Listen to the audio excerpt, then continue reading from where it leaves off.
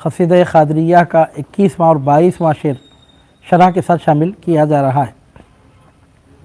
سلطان Baghdad Qutub Baghdad Qutub ul Konain غوث الثقلین پیر لاسانی شہباز لامکانی امامنا و شیخنا الغوث العظم شیخ الاسلام محی الدین الشیخ عبد القادر الگیلانی رضی اللہ تعالی عنہ واغضاہ عنا قدس اللہ تعالی سرہ النورانی وقدسنا بسرہ الاکرم۔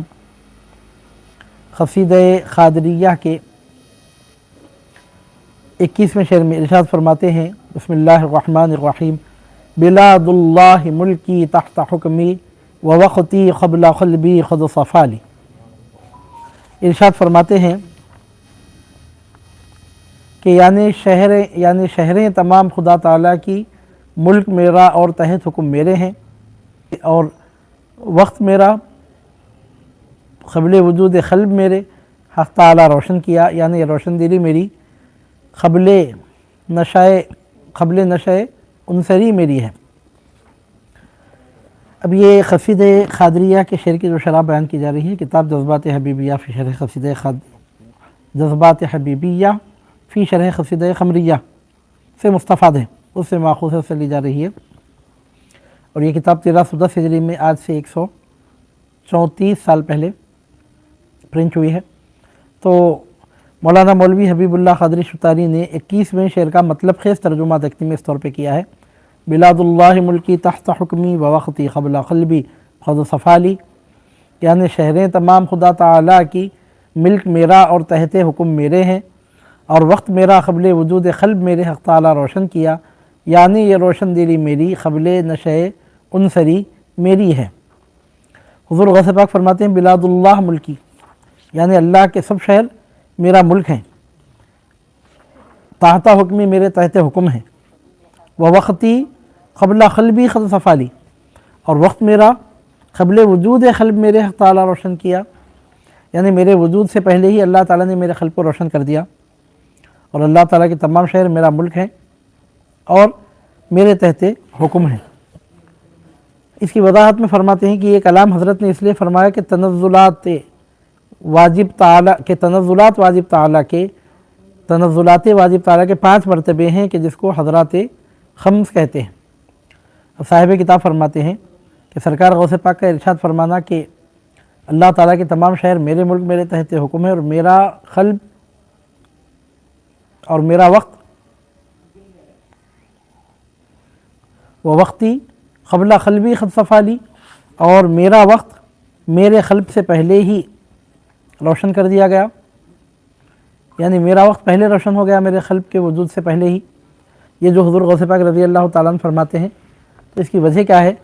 تو صاحب کتاب فرماتے ہیں کہ سرکار کے ارشاد گرامی کا مفہوم اس طور پہ واضح ہوتا ہے کہ تنزلات واجب تعالیٰ کے 5 مرتبے ہیں حضرات صوفیاء کرام کے پاس، حضرات صوفیاء کرام کے پاس واجب تعالیٰ، یعنی اللہ تعالیٰ جو واجب الوجود ہے، اس کے تنزلات کے 5 مرتبے ہیں، جن کو صوفیاء حضرات خمس کہتے ہیں۔ مرتبہ اول کو معنی کہتے ہیں، مرتبہ اول کو غیب اور معنی کہتے ہیں، وہ مرتبہ ذات ہے۔ دوم کو جو مقابل اس کے ہے مرتبہ شہادت و حس کہتے ہیں، وہ عرش پاک سے عالم خاک تک ہے، اور جو درمیان اس کے ہیں قسم اجناس و انواع و اخشاص سے وہ سب اس میں داخل ہیں۔ مرتبہ سوم تلوین مرتبہ غیب ہے، ازروئے نزول کے کہ اس کو ارواح کہتے ہیں۔ مرتبہ چہارم تلوین عالم حس ہے، ازروئے عروج کے اس کو عالم مثال اور خیال منفصل کہتے ہیں۔ مرتبہ پنجم حقیقت انسان کامل ہے کہ وہ جامع ہے جمیع مظاہر کا مراتب میں، مراتب 4 گانا سے، چنانچہ جامی علیہ الرحمٰ نے فرمایا ہے واجب تو تنزل کند حضرت ذات، پنجست تنزلات اورا درجات، غیبست و شہادت بوسط روح مثال، غیبست و شہادت بوسط روح مثال، والخامس جمعیت ملک الحضرت، والخامس جمعیت ملک الحضرات۔ اب یہاں پر فرماتے ہیں، یہ بالکل انتہائی فنی گفتگو یہاں پہ فرما رہے ہیں، فرماتے ہیں کہ اللہ رب العزت کے تنزلات کے صوفیاء کرام کے پاس 5 مرتبے ہیں، جس کو صوفیاء اور عارفین حضرات خمسہ کہتے ہیں۔ مرتبہ اول، مرتبہ دوم، مرتبہ سوم، مرتبہ چہارم اور مرتبہ پنجم، یہ جملہ 5 مرتبے ہیں۔ پہلے مرتبے کو صوفیاء غیب اور معانی کہتے ہیں، دوم کو مرتبہ شہادت و حس کہتے ہیں، سوم کو تلوین مرتبہ غیب کہتے ہیں، چہارم کو تلوین عالم حس کہتے ہیں، اور پنجم کو حقیقت انسان کامل کہتے ہیں، جو جامع ہے تمام مظاہر کا۔ بہرحال واجب تعالیٰ کے تنزلات 5 ہیں، یہ فرما رہے ہیں، اور صوفیاء کے پاس ان کے نام کیا ہیں اور پھر اس کا مطلب کیا ہے وہ بیان فرماتے ہیں کہ مرتبہ اول کو مرتبہ غیب و مرتبہ معانی کہتے ہیں، اور فرماتے ہیں کہ وہ مرتبہ ذات ہے۔ دوم کو مرتبہ شہادت و حس کہتے ہیں، سوم کو تلوین مرتبہ غیب کہتے ہیں، چہارم کو تلوین عالم حس کہتے ہیں، اور 5ویں مرتبے کو کہ حقیقت انسان کامل کہتے ہیں۔ مرتبہ پنجم کو حقیقت انسان کامل کہتے ہیں کہ وہ جامع ہے جمی مظاہر کا، مراتب 4 گانا سے، یعنی گزشتہ 4 مرتبے اس میں شامل ہیں۔ اور یہاں پر ایک ربائی علامہ عبد الرحمن جامی رحمۃ اللہ علیہ کی نقل فرماتے ہیں، جس میں علامہ جامی رحمۃ اللہ علیہ نے اسی حقیقت کو بیان فرمایا ہے۔ علامہ عبد الرحمن جامی فرماتے ہیں، واجب تنزل کند حضرت ذات، پنجست تنزلات اورا درجات، غیبست و شہادت بوست روح مثال، والخامس جمعیت ملک الحضرات۔ علامہ عبد الرحمن جامی نے ان 5 مرتبوں کو فارسی کی اس ربائی میں ایک ساتھ جمع فرما دیا۔ تو واجب تعالیٰ کے اللہ تعالیٰ کی جو تنزلات ہیں اس میں پہلا مرتبہ کیا ہے؟ وہ ہے مرتبہ غیب اور مرتبہ معانی۔ وہ کیا ہے؟ تو فرماتے ہیں مرتبہ ذات ہے۔ یہاں پر ایک بات میں آپ کے سامنے عرض کرتا چلوں، رب العالمین کی ذات کے بارے میں غور کرنا اس دنیا میں منع کیا گیا، اور حضور نبی کریم صلی اللہ علیہ وسلم نے صحابہ کرام رضوان اللہ علیہ مجمعین کو بھی اس سے منع فرمایا، اللہ تعالیٰ کی ذات میں غور کرنے سے، کیونکہ انسان کی عقل نہایت محدود ہے، اس کی سمجھ، اس کا فہم، اس کا ادراک، اس کا شعور انتہائی محدود ہے، اور رب العالمین کی ذات کی جو حقیقت ہے اس محدود اور مختصر اور لمیٹڈ اور انتہائی تنگ اور انتہائی کم اور مختصر کیفیت رکھنے والے ذہن میں وہ حقیقت سما بھی نہیں سکتی۔ یہی وجہ ہے کہ سید المرسلین صلی اللہ علیہ وسلم نے خود صحابہ کرام رضوان اللہ علیہ مجمعین کو اللہ رب العزت کی ذات میں غور و فکر کرنے سے منع فرمایا۔ لیکن یہاں پر ایک بات میں آپ کے سامنے عرض کروں گا کہ اللہ تعالیٰ کی ذات میں غور کرنے سے جو منع کیا گیا ہے وہ دنیا کی حد تک ہے۔ عالم آخرت میں انسان اللہ رب العزت کی ذات سے بھی واقف ہوگا۔ اب آپ پوچھیں گے آپ کو کیسے معلوم کہ حضور نبی کریم صلی اللہ علیہ وسلم نے تو صحابہ کو منع فرما دیا، تو سرکار نے دنیا کی حد تک منع فرمایا، عالم آخرت میں ممکن ہے یہ کیسے معلوم؟ تو یہ کسی کو عقل سے معلوم ہونے والی بات نہیں ہے۔ اس حقیقت کو ہمارے سرکار، ہمارے پیر حضور غوث اعظم دستگیر رضی اللہ تعالیٰ نے بیان فرمایا۔ حدیث پاک میں تو اتنا آتا ہے کہ ذات میں غور کرنے سے سرکار صلی اللہ علیہ وسلم نے صحابہ کو منع کیا، لیکن اس کی وضاحت حضور بڑے پیر سرکار غوث پاک رضی اللہ تعالیٰ عنہ فرماتے ہیں سر الاسرار شریف میں کہ اللہ رب العزت کی ذات کا عرفان بھی عالم آخرت میں بندوں کو حاصل ہوگا، مومنین کو حاصل ہوگا۔ عالم آخرت میں حضور غوث پاک خود فرماتے ہیں کہ عالم آخرت میں حاصل ہوگا کا مطلب یہ کہ دنیا کی حد تک وہ چیز پردے غیب ہی میں رہے گی۔ تو رب العالمین کے واجب تعالیٰ کے تنزلات کے 5 مراتب میں پہلا مرتبہ ہے مرتبہ معانی، مرتبہ غیب ہے۔ اب غیب کا مطلب یہ ہے کہ انسان کی عقل کی وہاں تک رسائی نہیں ہے، اس کو کہتے ہی ہیں مرتبہ غیب، جو انسان کی عقل سے غائب ہے، اس کی سمجھ سے اونچا، اس کے فہم سے بالاتر ہے، اس کے عقل و فہم سے ماورا ہے، اس کو کہتے ہیں عالم غیب، مرتبہ غیب کہتے ہیں، عالم معانی کہتے ہیں، مرتبہ معانی کہتے ہیں۔ اور وہ کیا ہے؟ تو صاحب کتاب فرماتے ہیں وہ مرتبہ ذات ہے۔ جب وہ مرتبہ ذات ہے تو دنیا میں اب اس کے بارے میں سمجھنا مشکل ہے، بلکہ ناممکن ہے۔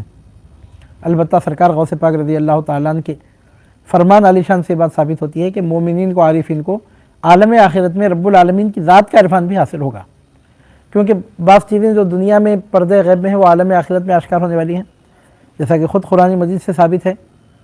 اللہ رب العزت ارشاد فرماتا ہے اللہ تعالیٰ ارشاد فرماتا ہے کہ لا تدرکہ الابصار وہو یدرک الابصار، ला तुदरिकुहुल अबसारु व युदरिकुल अबसारा, नज़रें अल्लाह ताला का अहाता नहीं कर सकती जबकि अल्लाह ताला नज़रों का अहाता किए हुए है। इससे साबित होता है कि दुनिया में अल्लाह ताला की ज़ात का दीदार किसी को नहीं हो सकता सिवाय हुज़ूर नबी करीम सल्लल्लाहु अलैहि वसल्लम के, कि आपको मेराज में वो मर्तबा नसीब हुआ, और किसी के लिए साबित नहीं है। अलबत्ता आलम आखिरत में अहले ईमान को रब्बुल आलमीन का दीदार नसीब होगा। इसका ज़िक्र ख़ुद कुरान मजीद में सूरह क़ियामा में मौजूद है। अल्लाह रब्बुल आलमीन इरशाद फरमाता है, औज़ु बिल्लाहि मिनश शैतानिर रजीम, वुजूहुन यौमइज़िन नाज़िरा इला रब्बिहा नाज़िरा, उस दिन कई चेहरे तरोताज़ा होंगे, अपने रब की तरफ देख रहे होंगे। और हदीस शरीफ से भी इस बात का पता चलता है कि आलम आखिरत में बंदे रब्बुल आलमीन का दीदार करेंगे। दुनिया में नहीं है लेकिन आलम आखिरत में वो मुमकिन है, दुनिया में मुमकिन नहीं है, आलम आखिरत में मुमकिन है। इसी तरह आप समझ जाइए कि अल्लाह ताला के वाजिब ताला के जो 5 तनज़्ज़ुलात हैं उनमें जो पहला मरतबा है मरतबा गैब, मरतबा मानी, जो मरतबा ज़ात है, उसको इंसान दुनिया में तो नहीं समझ सकता। अलबत्ता सरकार गौसे पाक के इरशाद गिरामी के मुताबिक आलम आखिरत में मोमिनीन और आरिफिन को उसका इरफान भी इंशाअल्लाह ताला बफज़ल ताला नसीब होगा। अब ये हुआ पहला मरतबा। दूसरा मरतबा क्या है तो उसको मरतबा शहादत व हिस्स कहते हैं। मरतबा शहादत यानी गवाही का मैदान, देखे जाने का मैदान, उसको मरतबा हिस्स भी कहते हैं, महसूस किए जाने का मरतबा। वो क्या है? वो अर्श पाक से आलम खाक तक है और जो दरमियान उसके हैं क़िस्म अजनास व अनवा व अक़सास से, सब उसमें दाखिल हैं। आलम गैब के मुकाबले में आलम शहादत है। गैब का आलम जो नज़र न आए, आलम शहादत से मुराद जो नज़र आ सकता है, जिसको देखा जा सकता है, जिसको महसूस किया जा सकता है, उसको आलम शहादत भी कहते हैं, आलम हिस्स भी कहते हैं। उस आलम में क्या क्या है तो फरमाते अर्श पाक से लेकर आलम खाक तक सब उसमें शामिल है। अल्लाह ताला के अर्श से लेकर ज़मीन तक जो कुछ है वो सब इसी आलम में शामिल है और उसके दरमियान जो कुछ है अजनास, अनवा, अशख़ास, वो सब आलम शहादत में दाखिल हैं। फ़रिश्ते हैं तो वो भी आलम शहादत व हिस्स में दाखिल हैं। अजिन्ना है तो वो भी आलम शहादत व हिस्स में दाखिल हैं। अब इंसान, चरिंद, परिंद वगैरह सब, ज़मीन आसमान की सब मखलूक़ात मरतबा शहादत व हिस्स में दाखिल हैं।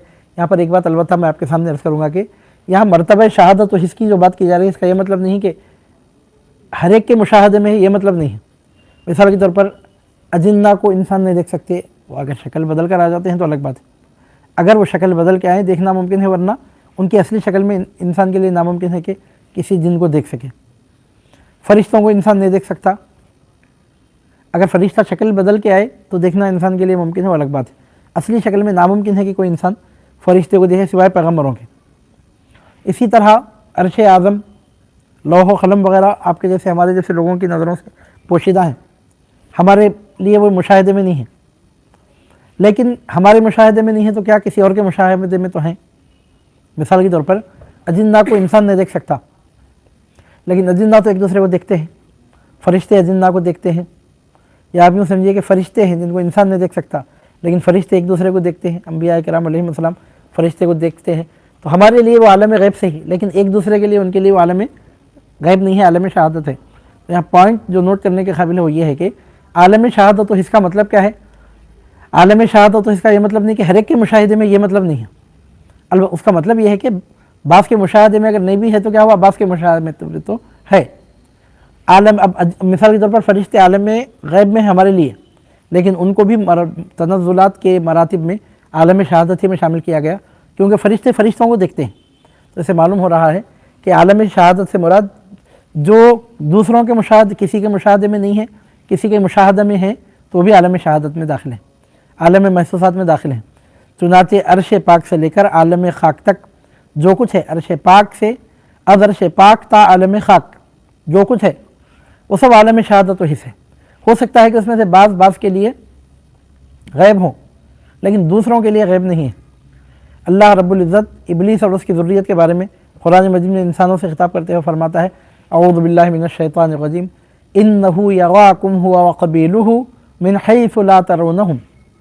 अल्लाह ताला फरमाता है कि वो इब्लीस और उसकी औलाद तुमको ऐसे जगहों से देखती है जहाँ से तुम उनको नहीं देख सकते।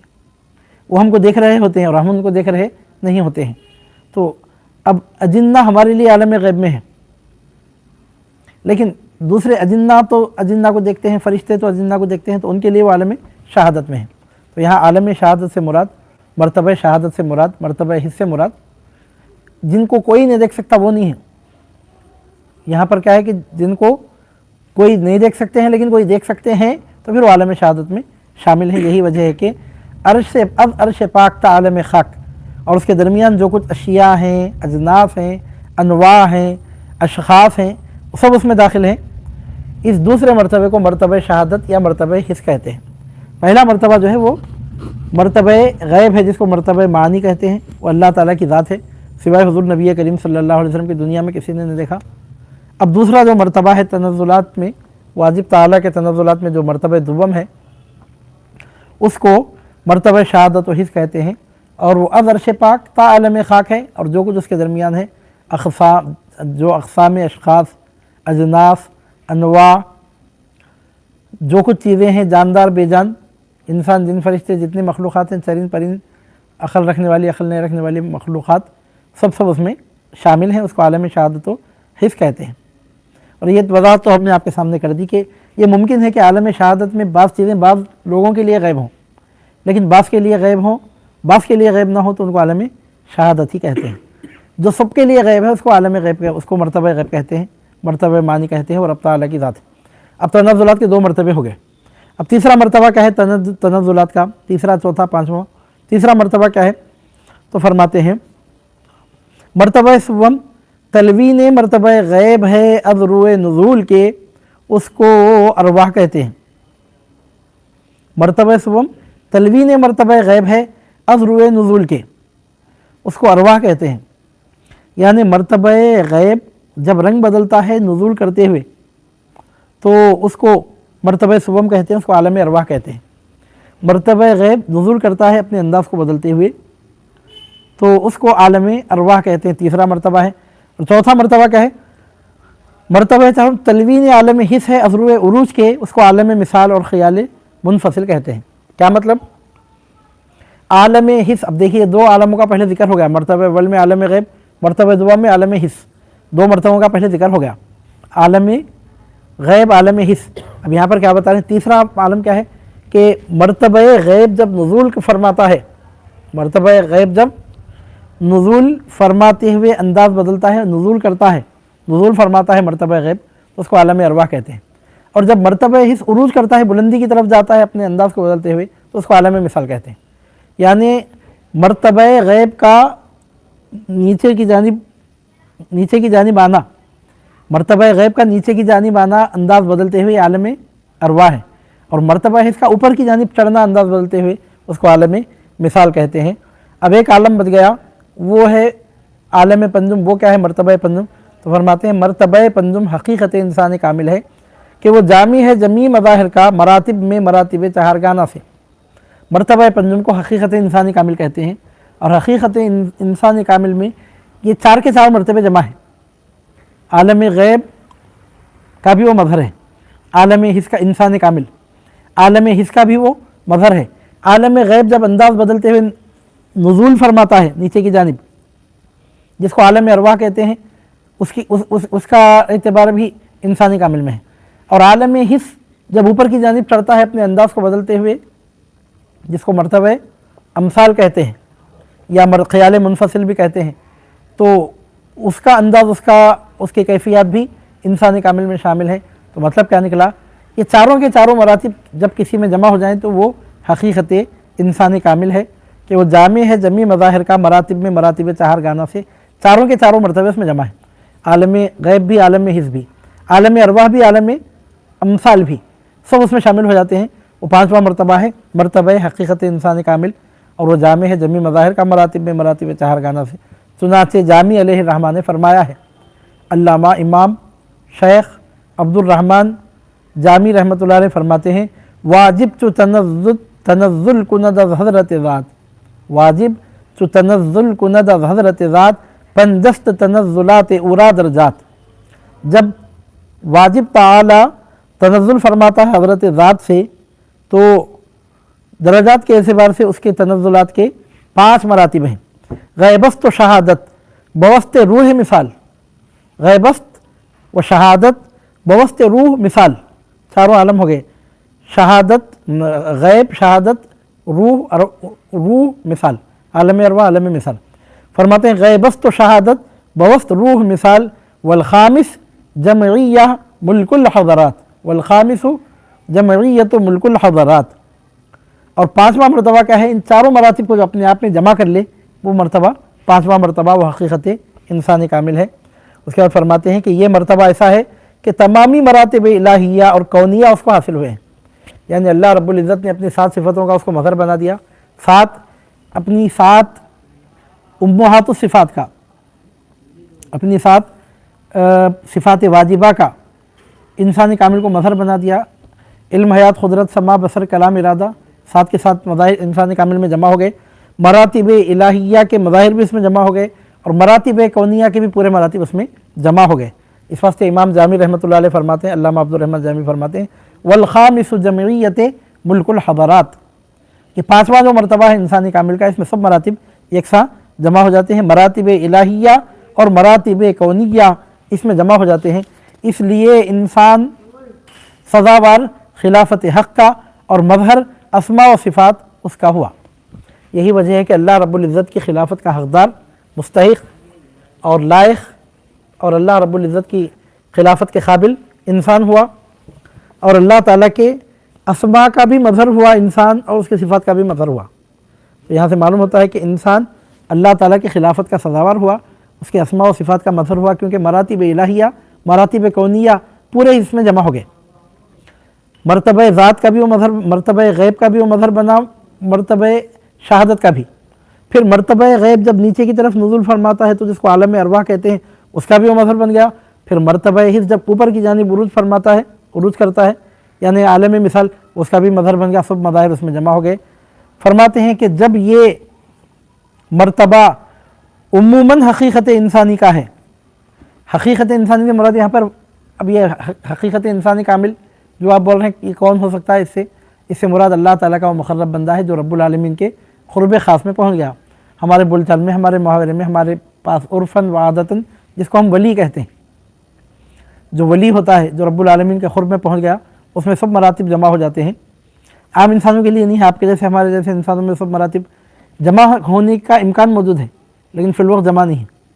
हो सकता है कि अल्लाह ताला फजल फरमाए जमा हो जाए, कैपेसिटी है, लेकिन फिल वक्त मौजूद नहीं है। मौजूद किस में है? जो मरतबा क़ुर्ब में पहुँच गए, जो अल्लाह रब्बुल इज़्ज़त के क़ुर्ब के मरतबे में पहुँच गए, यानी जो मरतबे विलायत पर फाइज हो गए। इंसान अल्लाह का खलीफा है, से मुराद कौन है? आम इंसान, आपके जैसे हमारे जैसे इंसान। हमारे जैसे इंसान खलीफा है का मतलब खलीफा बनने की कैपेसिटी है इनमें, आज नहीं तो कल बन सकते हैं अगर अल्लाह ताला चाहा तो। लेकिन हकीकत में खलीफा वो है कि जो अल्लाह रब्बुल इज़्ज़त के क़ुर्ब ख़ास से सरफराज कर दिया गया और जिसको रब्बुल आलमीन का क़ुर्ब मैसर आ गया, यानी जो वली है। अब जो वली है वो हकीकत इंसानी कामिल का मर्तबा रखने वाला है। अब यहाँ बात किसकी हो रही है? सरकार गौसे पाक फरमाते हैं बिलादुल्लाहि मुल्की तहता हुक्मी व वक्ती क़ब्ला क़ल्बी क़द सफ़ाली। अब जब विलायत की बात निकल रही है तो मैं आपके सामने एक बात अर्ज़ करूँ कि कौन वली है, कौन वली नहीं है। अब ये हम कैसे मालूम करेंगे? उसमें कई किस्म की बातें हैं। एक तो ये कि तवात मतलब ये कि लोगों के खबर देने से, इत्तला देने से, बोलने से, बताने से पता चलता है कि वली हैं।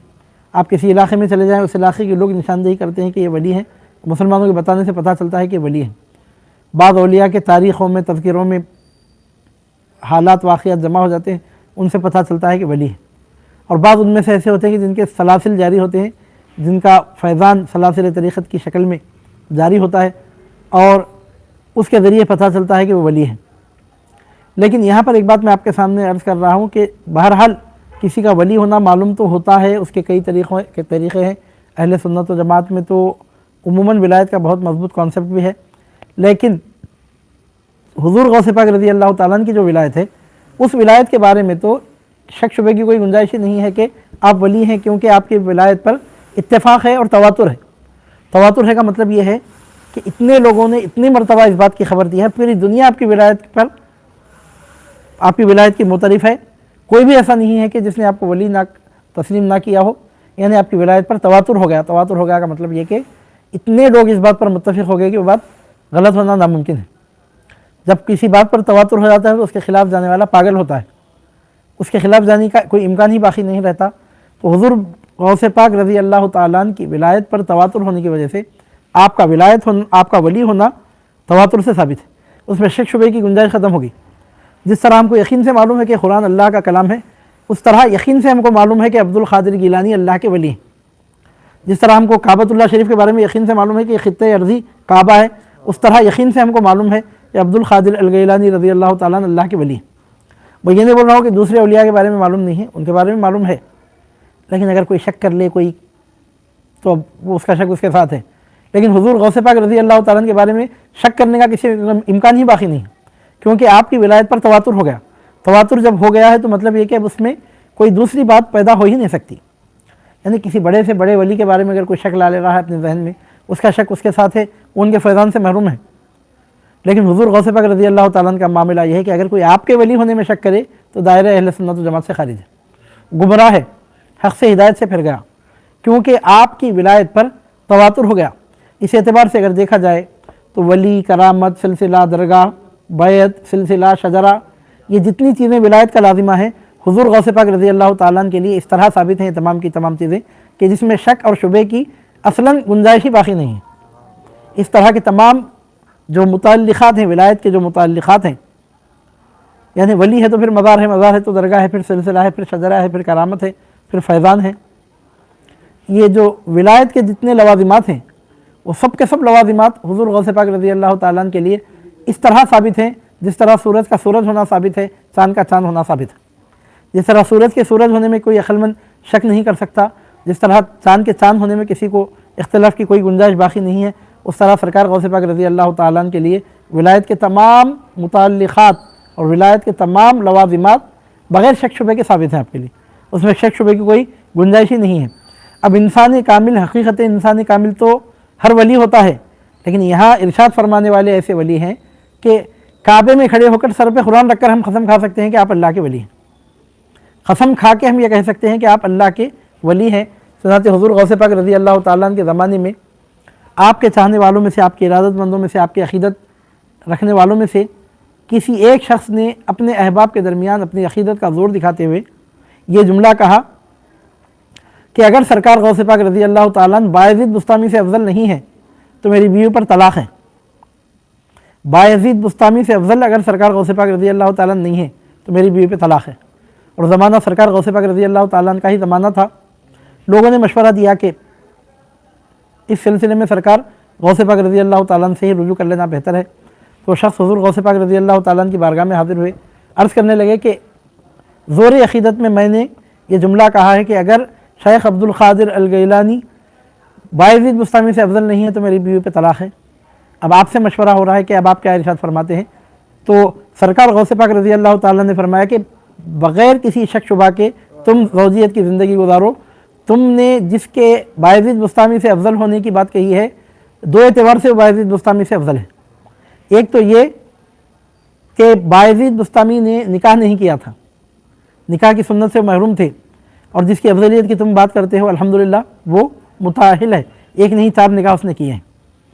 اور دوسری بات سرکار غوث پاک رضی اللہ تعالیٰ نے ارشاد فرمائی کہ بایزید بسطامی کو اولاد نہیں ہوئی، اولاد کی ذمہ داری اور اولاد کی کفالت وغیرہ کی ذمہ داری کو محسوس کرنے کی ان کو نوبت ہی نہیں آئی، اور جس کے افضل ہونے کی تم نے بات کی ہے اللہ رب العزت نے اس کو بہت ساری اولاد عطا فرمائی ہے، وہ اپنی اولاد کی ذمہ داری بخوبی نبھانے والوں میں سے ہے، لہذا تمہاری بیوی پر طلاق نہیں پڑی۔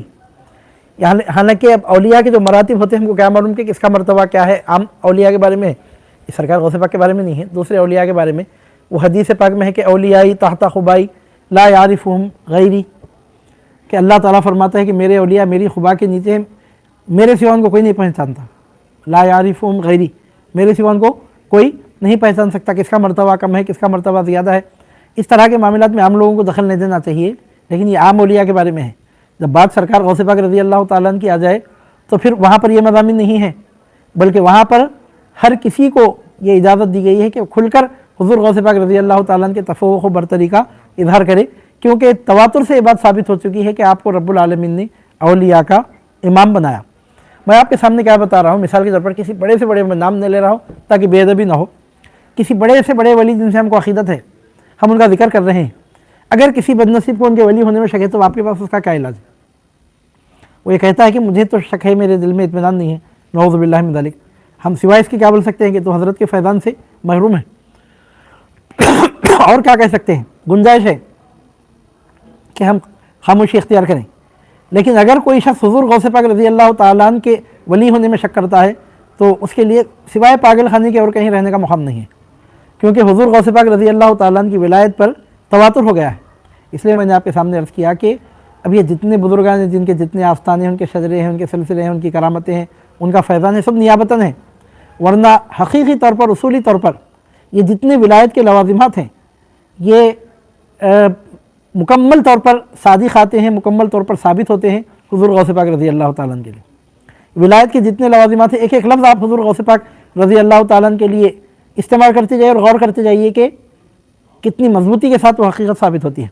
اس لیے میں نے آپ کے سامنے عرض کیا کہ ولی، عرس، درگاہ، کرامت، پیر، بیعت، شجرہ، فیضان، یہ جتنے اور جس کرامت وغیرہ جتنے قسم کے نسبت، یہ جتنے قسم کے جتنے الفاظ اور حقائق لوازمات کرامت سے ہیں وہ حضور غوث پاک رضی اللہ تعالیٰ عنہ کے لیے اس طرح ثابت ہیں جس طرح سورج کا سورج ہونا ثابت ہے، جس طرح چاند کے لیے چاندنی ثابت، سورج کے لیے جس طرح روشنی اور دھوپ ثابت ہے، اس طرح سرکار غوث پاک رضی اللہ تعالیٰ عنہ کے لیے یہ سب لوازمات ولایت شامل ہیں. چنانچہ اب یہاں پر صاحب کتاب فرماتے ہیں جب یہ مرتبہ عموماً حقیقت انسانی کا ہے، یعنی سب اولیاء کو یہ حاصل ہے. عموماً کا مطلب یہاں پر عام انسان نہیں، اولیاء جو انسانی کامل ہیں، انسان نہیں، انسانی کامل یعنی ولی. فرماتے ہیں کہ جب یہ مرتبہ عموماً حقیقت انسانی کا ہے، جناب محبوب اخص الخاص انسان کامل یعنی اولیاء امت محمدی کے ہیں، کیا عجب ہے کہ مرتبہ آپ کا قبل وجود خلق کے جو ایک پارہ گوشت ہے روشن ہو جائے. یعنی ولی کا وجود، ولی کے حقیقت اس کے وجود پہ منحصر نہیں ہوتی. ولی کیا ہوتا ہے؟ وہ عالم غیب کا بھی مظہر بنتا ہے، عالم حس کا بھی مظہر بنتا ہے، عالم ارواح کی کیفیت کا بھی مظہر بنتا ہے، عالم امثال کی کیفیت کا بھی مظہر بنتا ہے. ایک پارہ گوشت پر اس کی ولایت کی عظمت کا دار و مدار نہیں، وہ تو اللہ تعالیٰ کی مرضی سے جب وقت آتا ہے تو ولادت بھی ہوتی ہے، پیدائش ہوتی ہے، بشکل انسانی ظہور بھی ہوتا ہے. لیکن ولی کی ولایت اس مشت خاک کا نام نہیں ہے. چنانچہ سرکار غوث پاک فرماتے ہیں وقتی قبل قلبی خط صفالی، یعنی مطلب یہ کہ میرے پیکر انسانی میں آنے سے پہلے ہی میرا وقت روشن کر دیا گیا تھا. یعنی مطلب یہ کہ بظاہر عالم رنگ و بو میں آپ کی جلوہ فرمائی بہت بعد میں ہی وقت آنے پر، ایک مناسب وقت آنے پر، لیکن آپ کا وقت پہلے ہی سے روشن تھا. جب یہ مرتبہ عموماً حقیقت انسانی کا ہے، جناب محبوب اخص الخاص انسان کامل یعنی اولیاء محمدی کے ہیں، کیا عجب ہے کہ مرتبہ آپ کا قبل وجود خلق کے جو ایک پارہ گوشت ہے روشن ہو جائے. اب خلق کا معنی کیا ہے؟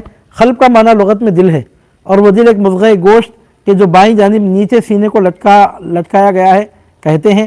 اور دل کو قلب اس وجہ سے کہتے ہیں کہ وہ واشگون ہے، اور اصطلاح میں اہل تصوف کے قلب نام لطیفہ ربانی کا ہے.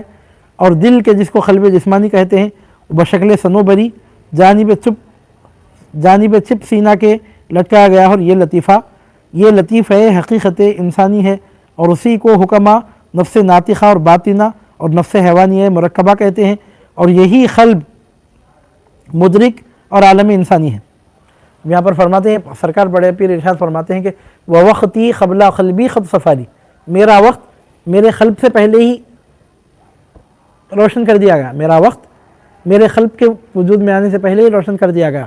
اب یہاں پر قلب سے مراد کیا ہے؟ تو اب قلب سے مراد کیا ہے؟ اگر اس کو لغت میں ظاہری معنی کے اعتبار سے دیکھا جائے تو اس کا مفہوم الگ ہے.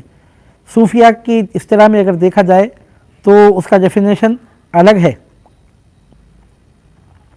حکمہ کی اصطلاح میں دیکھا جائے تو اس کا ڈیفینیشن الگ ہے. ارباب طریقت کے پاس اس کا ایک اور ہی مفہوم پایا جاتا ہے. چنانچہ یہاں سب مفاہیم قلب کے بیان کرتے ہیں.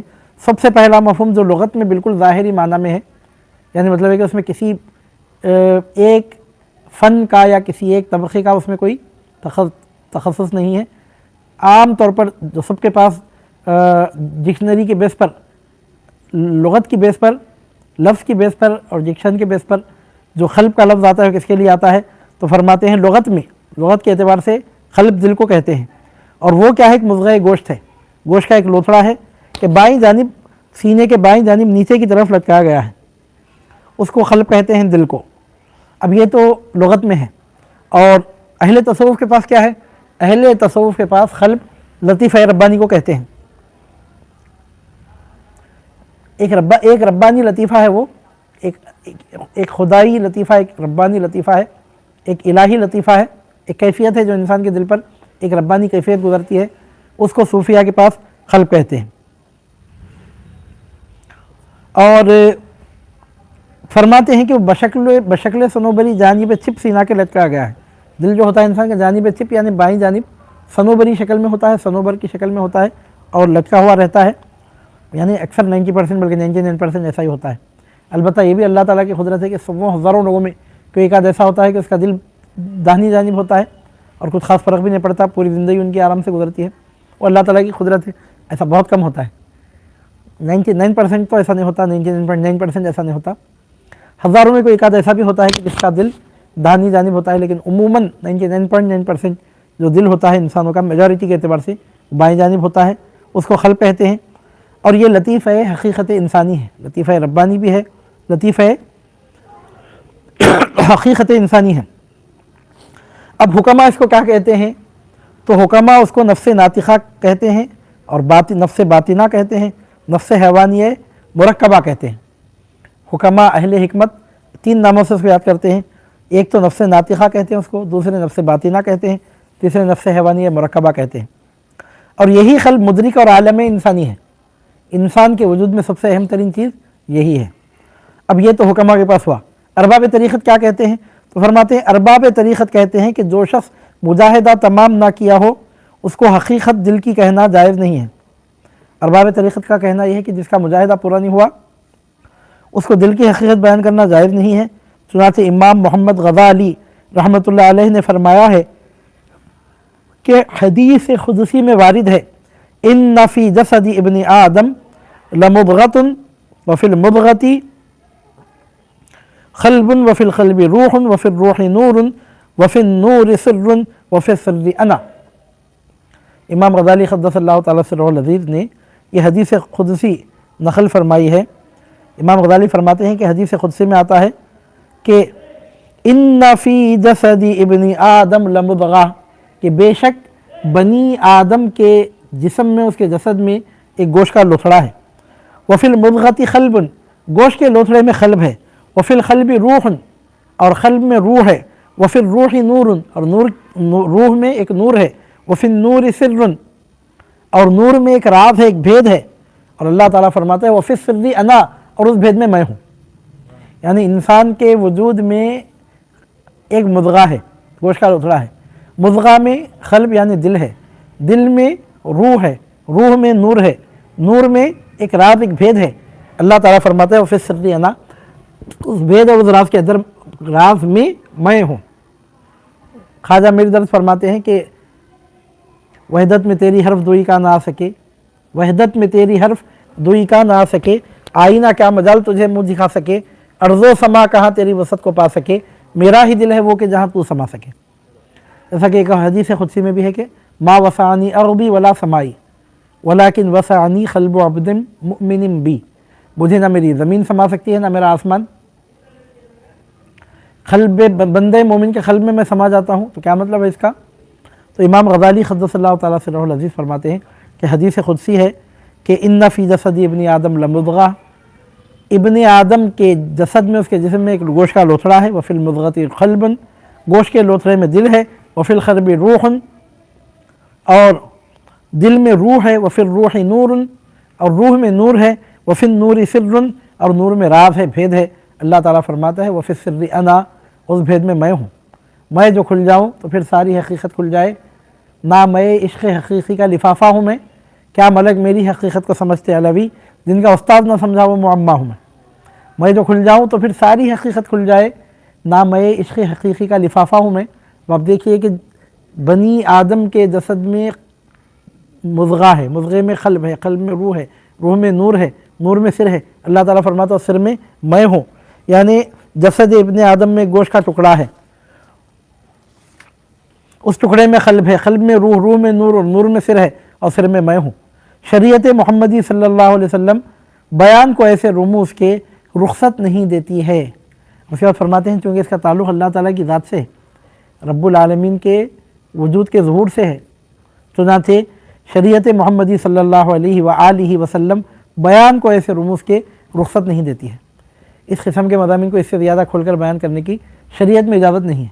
जैसा कि पहले हमने आपके सामने अर्ज़ किया कि हुज़ूर नबी करीम सल्लल्लाहु अलैहि वसल्लम ने सहाबा किराम रिज़वानुल्लाहि अलैहिम अजमईन को अल्लाह ताला की ज़ात में गौर व ख़ौस करने से मना किया। ज़ात में, सिफ़ात में गौर व ख़ौस किया जा सकता है, वो भी अफ़ाल के ज़रिए। अल्लाह ताला की सिफ़ात को इंसान कहाँ से देखा? उसके अफ़ाल को देखता है।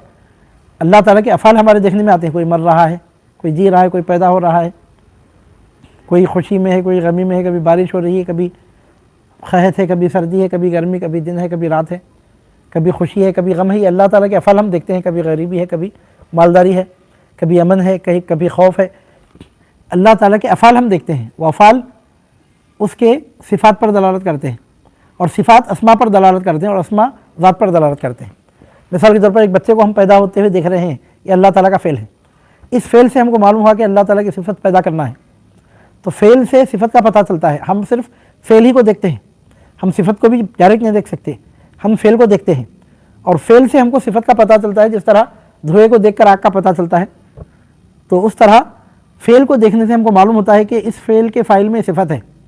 तो अल्लाह ताला का फ़ेल अल्लाह ताला की सिफ़त पे दलालत करता है और फिर अल्लाह ताला की सिफ़त अल्लाह ताला के नाम पे दलालत करती है।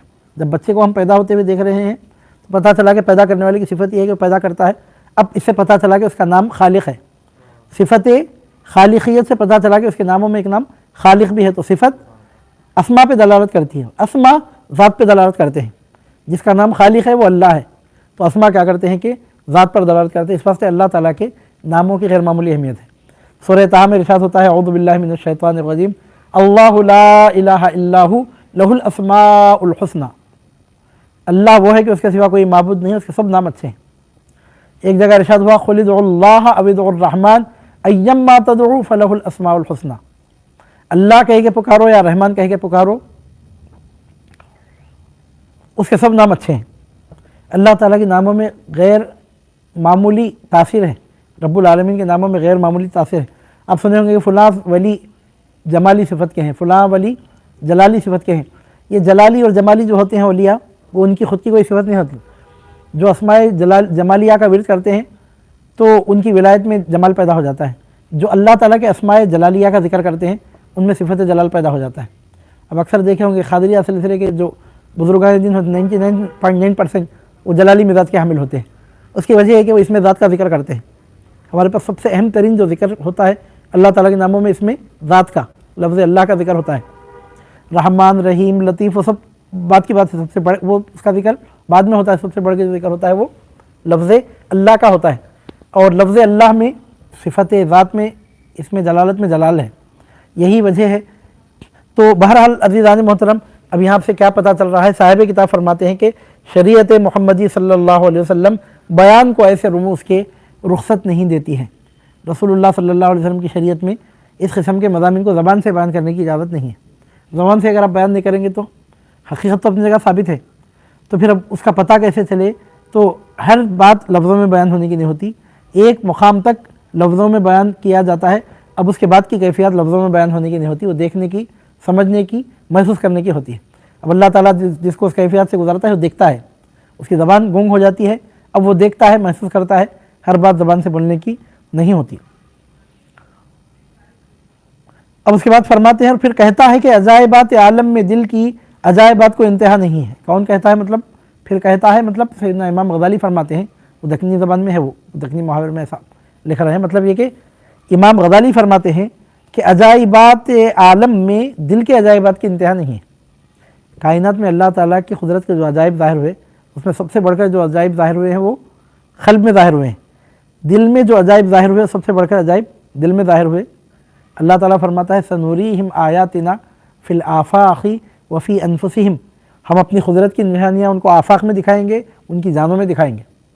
और जानों में जो निशानियाँ दिखाई जाती हैं और ज़्यादा कामिल होती हैं। इरशाद होता है, इमाम गज़ाली फरमाते हैं कि अजायबात आलम में दिल के अजायबात को इंतहा नहीं है और शरफ़ उसका اس کا ہے اور شرف اس کا بھی اس لیے ہے کہ وہ تمام شے سے عجیب زیادہ ہے۔ سب سے بڑھ کر عجائب قلب میں کیوں ہوتے ہیں؟ تو فرماتے ہیں سب سے بڑھ کر عجیب چیز قلب ہے، اس واسطے سب سے بڑھ کر عجائب بھی اسی میں ہوتے ہیں، اور اکثر خلق اس سے غافل ہے۔ عجائبات قلب انسانی کے حقائق سے بہت سارے لوگ غافل رہتے ہیں۔ یہاں تک وارد ہوا ہے کہ من عرف نفسہ فقد عرف ربہ، کہ جس نے اپنے نفس کو پہچان لیا اس نے اپنے رب کو پہچان لیا۔ نفس سے مراد کیا ہے یہاں پر؟ وہی انسان کا دل ہے، دل کے عجائب ہیں، دل کے حقائق ہیں۔ تو ارشاد ہوتا ہے کہ امام غزالی فرماتے ہیں کہ اکثر خلق اس سے غافل ہے، اور پھر کہتا ہے، یعنی امام غزالی فرماتے ہیں کہ شرف اس کا دوسرے اشیاء پر دو وجہ سے ہے، ایک عذرو علم، دوسرا عذرو قدرت کے۔ اب کائنات میں اللہ تعالیٰ نے اتنی ساری چیزیں بنائی، لیکن سب سے بڑھ کر جو عجائبات ظاہر ہوئے وہ انسان کے قلب میں ظاہر ہوئے۔ جتنے عجائب قلب انسانی میں ظاہر ہوئے، اجنہ میں تو کیا فرشتوں میں بھی ظاہر نہیں ہوئے، زمینی آسمانی کسی مخلوق میں اتنے عجائب ظاہر نہیں ہوئے جتنے عجائب قلب انسانی میں ظاہر ہوئے۔ آپ اگر قلب انسانی کے عجائب کی ایک جھلک دیکھنا چاہتے ہیں تو آپ حضور غوث پاک رضی اللہ تعالیٰ عنہ کے احوال مبارکہ کو دیکھیے، جن کا ایک ایک لمحہ، ایک ایک پل، ایک ایک کرامت ہے۔ عجائبات سے پورا وجود مبارک پر ہے۔ یہ کس وجہ سے ہے، کیوں ہے؟ تو فرماتے ہیں کہ اللہ تعالیٰ کی مخلوق میں، اللہ تعالیٰ کی پیدا کردہ چیزوں میں سب سے بڑھ کر عجیب چیز انسان کا قلب ہے، اور تمام چیزوں پر اس کو شرف حاصل ہے۔ سب سے بڑھ کر اہمیت کی چیز وہی ہے، انسان کا قلب کائنات کی تمام چیزوں میں سب سے بڑھ کر اہمیت کی چیز ہے۔ کس وجہ سے ہے؟ تو امام غزالی فرماتے ہیں دو چیزوں کی وجہ سے، ایک علم کی وجہ سے، دوسرے قدرت کی وجہ سے۔ اب پھر شرف علم کا دو نوع پر ہوتا ہے، ایک وہ کہ ظاہر ہے اور تمام خلائق اس کو جان سکتی ہے، یعنی قوت علمی دل کا ہے، سبب ہے کہ آدمی تمام علوم اور معرفت اور صنعتوں کو حاصل کر سکتا ہے اور جو کچھ مرقوم ہو پڑھ سکتا ہے، اور تاثیر سے اس قوت علمی کے ہے کہ آدمی باوجود ہے کہ زمین پر ہے، آسمان اور تمام عجائب اور غرائب سے عالم کی خبر پاتا ہے اور تدبیر تسخیر تمام عالم کی کر سکتا ہے۔ اس کو ظاہر اس لیے کہتے ہیں کہ تعلق اس کا ہوا سے، خمسہ ظاہر سے ہے۔ اب یہاں پر فرماتے ہیں کہ انسان کے قلب کو اس قدر اہمیت کیوں ہے، انسان کے دل کو تمام چیزوں پر شرف کیوں ہے؟ فرماتے ہیں دو چیزوں کی وجہ سے، علم کی وجہ سے، دوسرے قدرت کی وجہ سے۔ اب علم کی وجہ سے شرف ہے، اس کا کیا مطلب ہے؟ تو فرماتے ہیں اس کی پھر دو قسمیں ہیں علم کی، ایک علم ظاہر ہے، اور علم ظاہر سے مراد کیا ہے؟ انسان کے حواس خمسہ سے اس کا تعلق ہے، آنکھ سے دیکھنا، کان سے سننا، زبان سے چکھنا، ناک سے سونگھنا، ہاتھ سے سردی گرمی کا، سختی نرمی کا احساس کرنا، یہ حواس خمسہ، السمع والبصر والشم والذوق واللمس، قوت سامعہ، قوت باصرہ، قوت شامہ، قوت ذائقہ اور قوت لامسہ، یہ جو 5 سینسز ہیں، ان کے ذریعے جو علوم انسان کو حاصل ہوتے ہیں اس پر اگر آپ غور کریں گے تو پتہ چلے گا کہ کتنے معلومات اور کتنا انفارمیشن اور کس قدر معلومات انسان کے پاس جمع ہے۔ انسان رہتا زمین پر ہے، آسمان کیا ہے مطلب ہے کہ زمین کے بہت باہر کی بہت ساری چیزوں کے بارے میں اس کو معلوم ہے، حالانکہ کبھی گیا نہ آیا لیکن اس کو معلوم ہے۔ وجہ اس کی یہ ہے کہ اللہ تعالیٰ نے اس میں کیپیسٹی رکھی ہے کہ وہ اندازے لگا کر بہت ساری باتوں کو سمجھ سکتا ہے، اور خاص بات یہ ہے کہ کئی قسم کی صنعتوں کو حاصل کر سکتا ہے، جو لکھا ہوا اس کو پڑھ سکتا ہے، اور تاثیر سے اس قوت علمی کے ہے کہ آدمی باوجود ہے کہ زمین پر ہے، آسمان اور تمام عجائب اور غرائب سے عالم کی خبر پاتا ہے، اور تدبیر تسخیر تمام عالم کی کر سکتا ہے، چاند پر کمنڈ ڈال سکتا ہے، اور زمین کے باہر کی اشیاء میں اپنی مرضی چلا سکتا ہے۔ مثال کے طور پر ایک چھوٹی مثال اس کی آپ لے لیجئے، فی الوقت فی زمانہ، یہ جو انقلاب برپا ہوا ہے، اب پوری دنیا گلوبلائزیشن کی مثال پیش کر رہی ہے۔ اب ہمارا لیکچر ہو رہا ہے کرنول میں بارگاہ سرکار لاؤبالی قدس اللہ تعالیٰ سرہ العزیز میں، ہم یہ لیکچر دے رہے ہیں، نہیں معلوم کہ زمین کے کس کس خطے، کس کس کونے سے جن کو شوق دیکھنا چاہتے ہیں دیکھ رہے ہیں۔ تو سوال یہ پیدا ہوتا ہے کس وجہ سے ہو رہا ہے؟ ظاہر سی بات ہے کہ سیٹلائٹ سسٹم سے۔ آپ ذرا سیٹلائٹ سسٹم پر ہی غور کر لیجئے کہ کس طرح اس کی فنکشننگ ہے، تو آپ کو اندازہ ہوگا کہ انسان کی تسخیر کس حد تک ہے، کس حد تک انسان نے تسخیر کیا ہے، اور کہاں تک وہ عالم میں تدبیر کر رہا ہے۔ گلوبلائزیشن کے اس دور میں الگ سے کوئی مثال دینے کی ضرورت نہیں ہے، اور تدبیر تسخیر تمام عالم کی کر سکتا ہے۔ اب یہ جو شرف انسان کو ہے یہ علم کی وجہ سے، ایک تو علم ظاہر کی وجہ سے ہے جس کا یہ بیان ہوا، اس کو ظاہر اس لیے کہتے ہیں کہ تعلق اس کا حواس خمسہ سے ہے۔ علم کی وجہ سے شرف ہے کا مطلب کیا ہے؟ تو علم ظاہر کی وجہ سے بھی ہے۔ دوسرا مطلب یہ ہے کہ غیر ظاہر کے اندرون دل سے ایک روزن کھولتے ہیں اور عالم ملکوت اور عالم ارواح پر اطلاع دیتے ہیں یا اس پر الہام و القاء کرتے ہیں۔ اس لیے ارباب تحقیق کہتے ہیں کہ دل اس عالم سے نہیں ہے بلکہ عالم ملکوت سے ہے۔ اس عالم میں جو اس کو حواس خمسہ دیے گئے ہیں وہی اس کا حجاب ہے، کیونکہ جب تک اس عالم سے دل فارغ نہ ہو اس عالم کو پہنچ نہیں سکتا۔ اس لیے قرآن شریف میں دل کی 3 قسمیں بیان ہوئی ہیں۔ ایک قلب منیب، چنانچہ وجاء بقلب منیب مذکور ہے۔ دوسرا قلب سلیم، چنانچہ الا من اتی اللہ بقلب سلیم وارد ہے۔ تیسرا قلب شہید، چنانچہ آیت سے لمن لہ قلب والقی السمع وہو شہید ظاہر ہے۔ بس ہر اہل قلب کا کام جدا جدا ہوتا ہے، یعنی تقویٰ و ریاضت و ورع اور بندگی کام قلب منیب کا ہے، اور خطرات محبت حق تعالیٰ و دریافت عبد و رب اور سلوک و علم و عرفان حاصل کرنا فعل قلب سلیم کا ہے، اور ہر شے میں ذات باری تعالیٰ کو دیکھنا اور پہچاننا خفیفہ قلب شہید کا ہے۔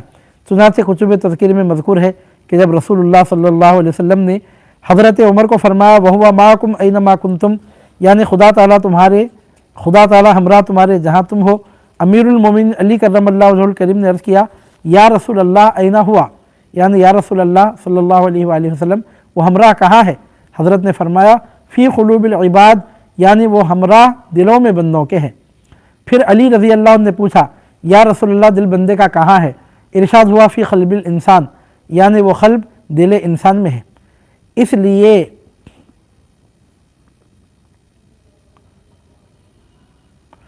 لیے یہاں پر ایک لفظ ہے کہ جو علماء حقیقت تھا، اس لیے علماء حقیقت نے قلب کے 2 نوع کیے ہیں، ایک قلب حقیقی، دوسرا مجازی، یعنی جو ٹکڑا گوشت کا بشکل صنوبری ہے اس کو قلب مجازی کہتے ہیں، اور قلب حقیقی وہ دل ہے کہ جس کو نہ راست میں کہہ سکتے ہیں، نہ چپ میں، نہ نیچے نہ اوپر، نہ نزدیک نہ دور، پس شناخت اس کی بغیر پیوستگی اور قرب حق تعالیٰ کے نہیں ہو سکتی ہے۔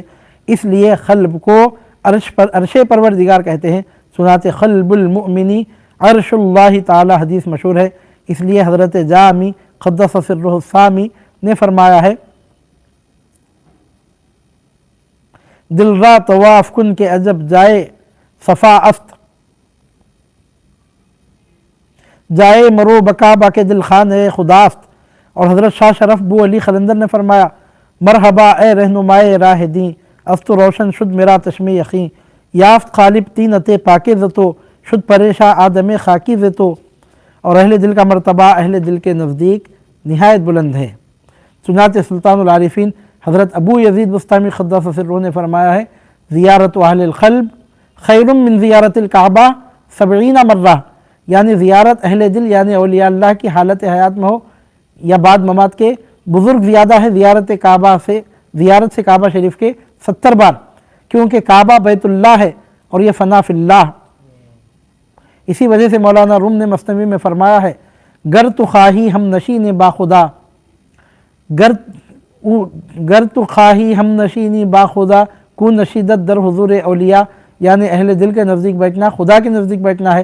اور حضرت عبداللہ مکی نشأۃ العشق میں فرماتے ہیں حدیث دل اگر گویم بسط دفتر نبی گنجد، کمال وصف دل ہرگز نہ بحر و بر نمی گنجد،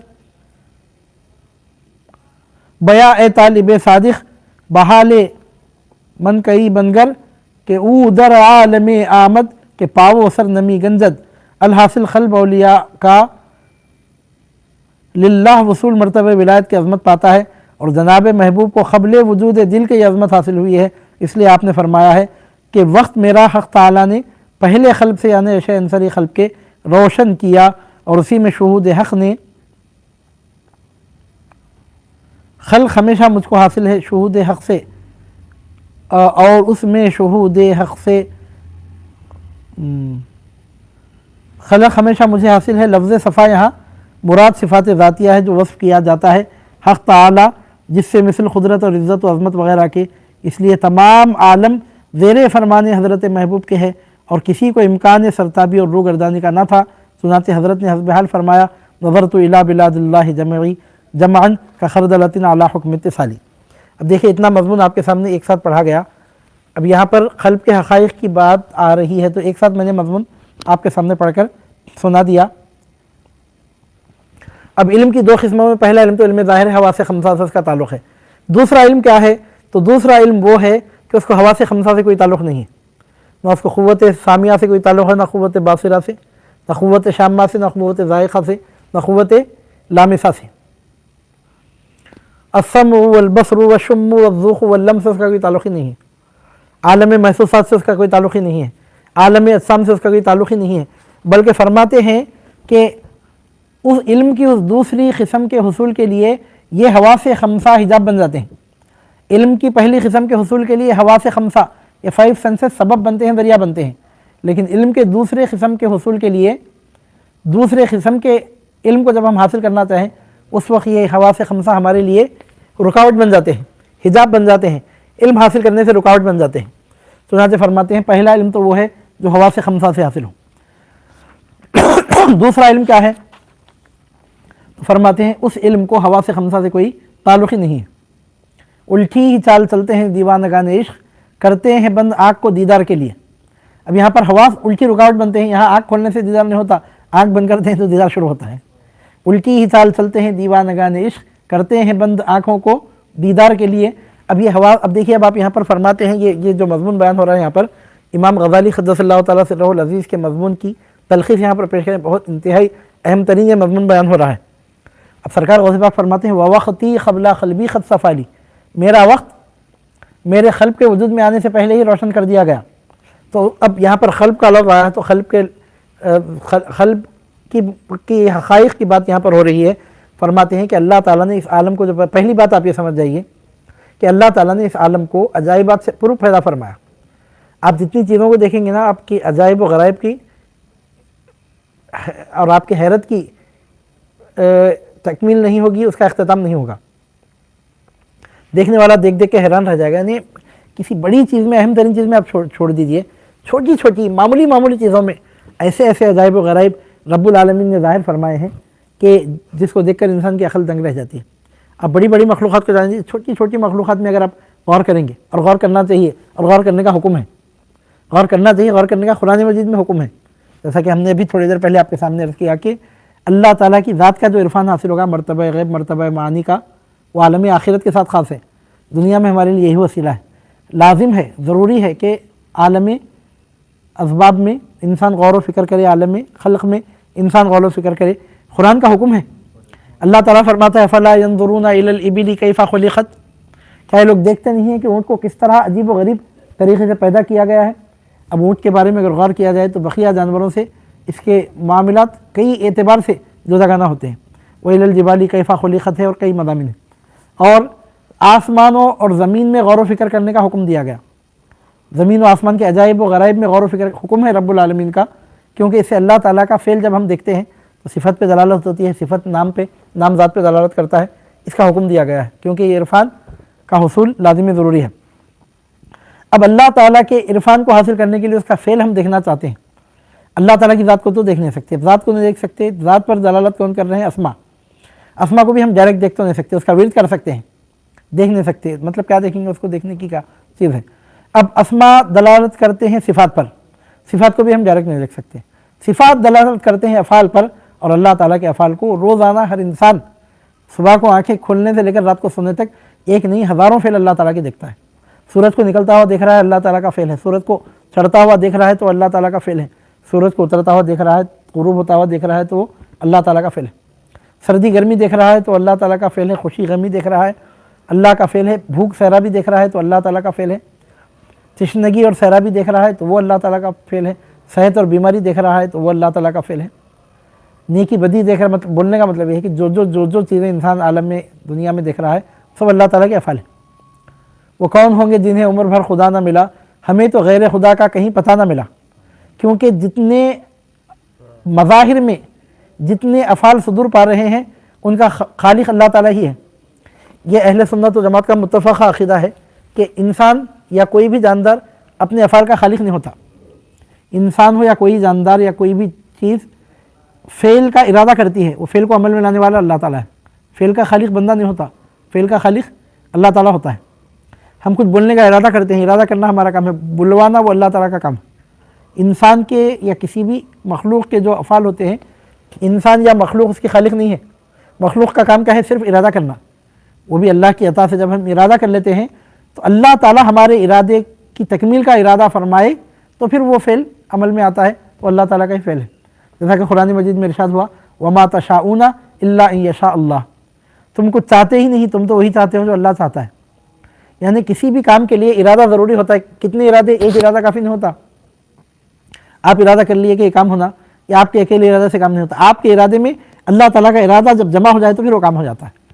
بندہ ارادہ کرتا ہے تو اللہ تعالیٰ کی طرف سے اپروول ہے، سمجھیے آپ، اللہ تعالیٰ کی طرف سے وہ سینکشن کیا جاتا ہے وہ، اور اللہ تعالیٰ بندے کے ارادے کی تکمیل کا ارادہ فرماتا ہے تو پھر وہ فعل صدور پاتا ہے۔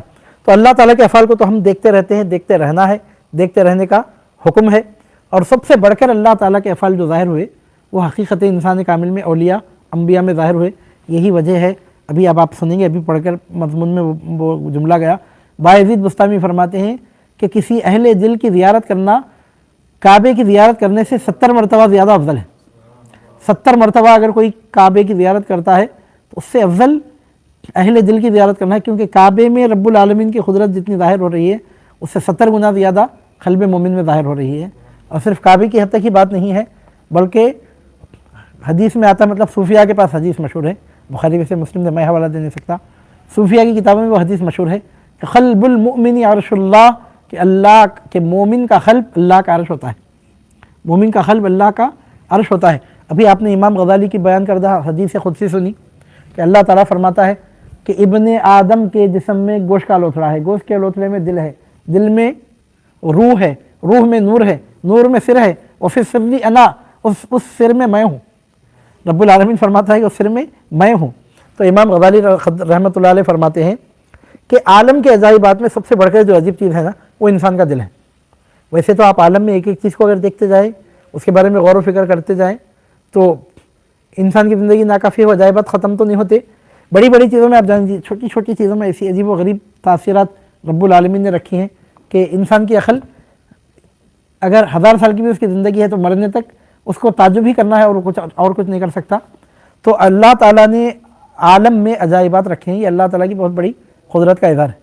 دنیا کو سپاٹ انداز میں نہیں پیدا کیا گیا، سادے انداز میں، سپاٹ انداز میں نہیں پیدا کیا گیا، بلکہ اس کو بہت ہی رنگین انداز میں، نہایت کلرفل بنا کر اللہ رب العزت نے دنیا کو پیدا فرمایا۔ آپ کسی ایک انسان کے بارے میں اگر آپ اسٹڈی کرنا، غور و فکر کرنا چاہیں، برسا برس اس کے قریب رہ کر اس کو سمجھ نہیں سکتے کہ وہ کون ہے، کیا کرنا چاہتا ہے، کیا کر رہا ہے۔ ایک انسان دوسرے انسان کے بارے میں سمجھ نہیں سکتا۔ بولنے کا مطلب یہ ہے کہ باقاعدہ ایک فن ہے وہ سائیکالوجی کا، کوئی اس فن کا ماہر ہوتا ہے، وہ سمجھ لیتا ہے تو سمجھ لیتا ہے، ورنہ اکثر لوگ تو دوسرے انسانوں سے خطرناک قسم کے دھوکے کھا جاتے ہیں، ہزاروں لاکھوں روپے بطور قرض کے دے دیتے ہیں، نہیں معلوم کہ کیا سمجھ کے دیتے ہیں، جب پیسہ واپس نہیں آتا تو اس وقت پریشان ہو جاتے ہیں۔ تو بولنے کا مطلب ہے کہ انسان ساتھ رہ کر بھی انسان کو سمجھ نہیں سکتا، انسان کو نہیں سمجھ سکتا، کائنات کے افعال کو ہم نہیں سمجھ سکتے۔ وجہ اس کی کیا ہے کہ ان تمام افعال کا خالق کون ہے؟ در حقیقت افعال کا خالق اللہ تعالیٰ ہے، افعال العباد کا خالق اللہ تعالیٰ ہی۔ اہل سنت جماعت کا متفقہ عقیدہ ہے، بندہ خالق نہیں ہے کسی فعل کا بھی، ارادہ کرنا بندے کا کام ہے۔ تو اس اعتبار سے دیکھا جائے تو جس کا بھی جو بھی فعل ہے وہ اللہ تعالیٰ کا ہی فعل ہے۔ پتہ ہل رہا ہے تو پتے کا فعل نہیں ہے، پتہ ہلتا ہوا نظر آ رہا ہے اس کو ہلانا یہ اللہ تعالیٰ کا کام ہے۔ خطرہ گر رہا ہے تو گرنا خطرے کا کام نہیں ہے، گرتا ہوا وہ نظر آ رہا ہے، گرانا اللہ رب العزت کا کام ہے۔ تو عزیزان محترم، یہاں امام غزالی فرماتے ہیں کہ ویسے تو پوری دنیا میں عجائبات ظاہر ہو رہے ہیں، اللہ تعالیٰ کی قدرت کے ظاہر ہوتے رہیں گے، عجائبات تو ظاہر ہو رہے ہیں اور عجائب ظاہر ہوتے ہی رہیں گے، وہ رکنے کی چیز تو نہیں ہے۔ لیکن سب سے بڑھ کر عجیب چیز کیا ہے پورے عالم میں؟ تو امام غزالی فرماتے ہیں انسان کا دل، وہ بھی انسان کا دل جنات سے بڑھ کر پراسرار انسان ہے۔ اگر جنات کے حالات واقعات بیان کرتے ہیں، لوگ غور سے سنتے ہیں کہ اس میں نہایت پراسرار باتیں بیان ہوتی ہیں، اس میں کیسی کیسی عجیب و غریب باتیں دیکھنے میں آتی ہیں، وہ ہم کو اس لیے پراسرار معلوم ہوتی ہیں کہ ہم ان چیزوں سے گزرتے نہیں ہیں، ورنہ انسان کو اللہ رب العزت نے اتنا پراسرار بنایا کہ جنات بیٹھ کر انسان کے بارے میں میٹنگیں کر کے حیران ہو جائیں کہ یہ کتنا پراسرار ہے۔ انسان جنات میں جتنے اسرار سے کئی گنا زیادہ اسرار انسان میں ہے۔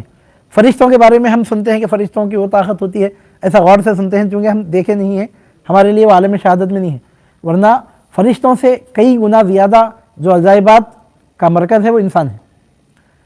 ہزاروں جبرائیل اندر بشر گم، ایک انسان میں ہزاروں جبرائیل گم ہوتے ہیں تب وہ انسان ہوتا ہے، لیکن وہ آپ کے جیسا ہمارے جیسا انسان نہیں۔ 1000 جبرائیل جس انسان میں گم ہو جائیں लाखों करोड़ों जिब्रील गुम हो जाएं तो मतलब आप समझिए कि वो सरकार गौसे पाक के जैसा इंसान होता है। हज़ार जिब्रील जिनके बारे में गौर व फिक्र करके हैरान रह जाएं। तो हकीकत ये है क्योंकि वो खिलाफत इलाहिया के हामिल नहीं है, ये खिलाफत इलाही के हामिल है। और जो लोग कुरान पर ईमान लाए हैं उनके लिए बात फैसले की है, उनके लिए ज़्यादा इसमें गौर व फिक्र करना ज़रूरी भी नहीं है, क्योंकि कुरान से साबित है कि इंसान को हामिल खिलाफत इलाहिया करार दिया गया, कुरान से साबित है। वो बात कुरान से साबित हो चुकी है तो अब उसमें शक शुबे की तो गुंजाइश है भी नहीं वैसे भी। और अज़ीज़ान मोहतरम, यहाँ इंसान से मुराद कौन है? आपके जैसे हमारे जैसे इंसान नहीं, इंसान कामिल, औलिया समझिए आप, अम्बिया या औलिया, उनकी बात हो रही है। आपके जैसे हमारे जैसे इंसानों के लिए ना वज़ाइफ साबित हैं, हमारे लिए यह है कि हमें वो कैपेसिटी, वो गुंजाइश है, आज नहीं तो कल वो कैफियत पैदा होने का इम्कान है। अगर अल्लाह ने चाहा, मर्तबा नसीब हो गया तो ऐसा हो सकता है। लेकिन जो मर्तबे ख़ुर्ब में पहुँच गए, जो रब्बुल आलमीन के ख़ुर्ब ख़ास में पहुँच गए, जो अम्बिया हैं या जो औलिया हैं या जो अम्बिया हैं उनसे बढ़कर वो इंसान कामिल हैं। तो इमाम गज़ाली फरमाते हैं कि आलम में जो अल्लाह ताला के अजाइब ज़ाहिर हुए, सबसे बढ़कर जो अजाइब ज़ाहिर हुए, कहाँ ज़ाहिर हुए? तो इमाम गज़ाली फरमाते हैं कि इंसान के दिल में। कहता है कि अजाइबात आलम में दिल की अजाइबात की इंतहा नहीं है। और शरफ़ उसका किस वजह से है? तो फरमाते हैं शरफ़ उसका है कि तमाम चीज़ों से बढ़कर शरफ़ क़ल्ब इंसानी को है, उससे बढ़कर अहमियत रखने वाली कोई चीज़ पूरी कायनात में नहीं है, क्योंकि रब्बुल आलमीन के जलवे के ज़ुहूर का मुक़ाम है, इस वास्ते उससे बढ़कर अहमियत रखने वाली कोई चीज़ नहीं है। और कायनात के तमाम चीज़ों में उसका शरफ़ है। इमाम गज़ाली फरमाते हैं, लेकिन उससे अक्सर लोग गाफिल हैं। अब इंसान के खल्क़ को इस कदर शरफ़ क्यों है? तो फरमाते हैं दो वजह से, एक इल्म की वजह से, दूसरे कुदरत की वजह से। शरफ़ है तो शरफ़ का सबब क्या है? एक उसका इल्म, दूसरे उसकी कुदरत। अब जब बात इल्म की आ रही है तो फरमाते हैं कि इल्म की दो किस्में हैं, एक इल्म ज़ाहिर का और वो इल्म हवा से खमसा से हासिल होने वाला है। और इंसान की अहमियत यह है, यानी क़ुव्वत इल्मी दिल का है, सबब है कि आदमी तमाम उलूम और मारिफत और सन्नतों को हासिल कर सकता है। जो कुछ मरहूम हो उसको आदमी पढ़ सकता है। और तासीर से उस क़ुव्वत इल्मी के है कि आदमी बावजूद है कि ज़मीन पर है, आसमान और तमाम अजाइब और गराइब से आलम की खबर पाता है। जिन मकामात पर आदमी कभी गया नहीं, वहाँ की बातें ऐसी बयान करता है इंतहाई आसानी के साथ, जैसा कई मरतबा वहाँ पर जाकर आया हो। उसको जाना नहीं हुआ लेकिन उसको मालूम है, क्योंकि दूसरे लोगों से सुनकर उसको मालूम होता है। जो इबारतें तहरीर होती हैं उनको पढ़कर वो उसका इल्म हासिल करता है। और यहीं पर बस नहीं है कि वह अजाइब आलम की खबर पाता है, बल्कि वो आलम में तदबीर करके हक़ाइक़ आलम पर तस्ख़ीर करता है।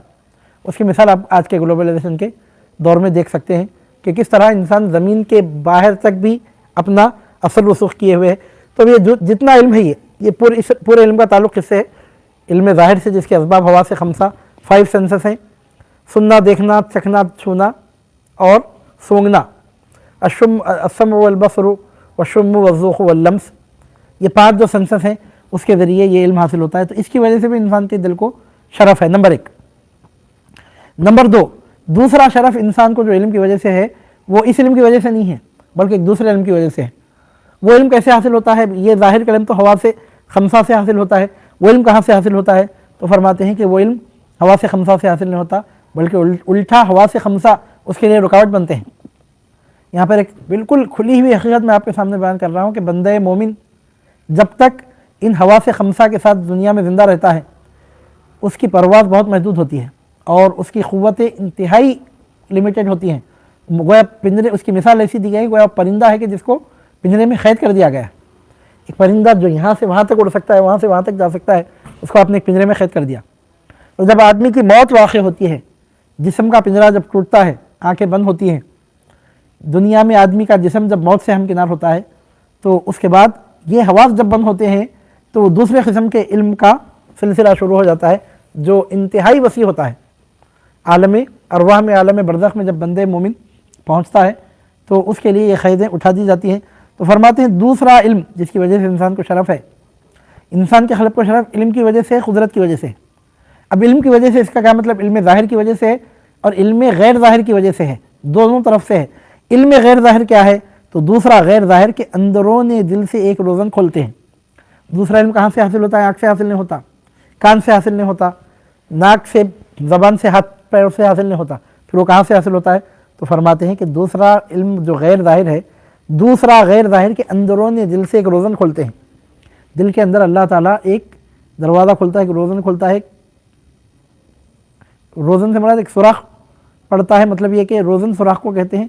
مطلب یہ کہ ایک راستہ پیدا کیا جاتا ہے، انسان کے قلب میں ایک ڈھکن کھولا جاتا ہے، انسان کے قلب میں ایک راستہ کھولا جاتا ہے، ایک سوراخ کھولا جاتا ہے، اور عالمی ملکوت اور عالمی ارواح پر وہاں سے انسان اطلاع پاتا ہے۔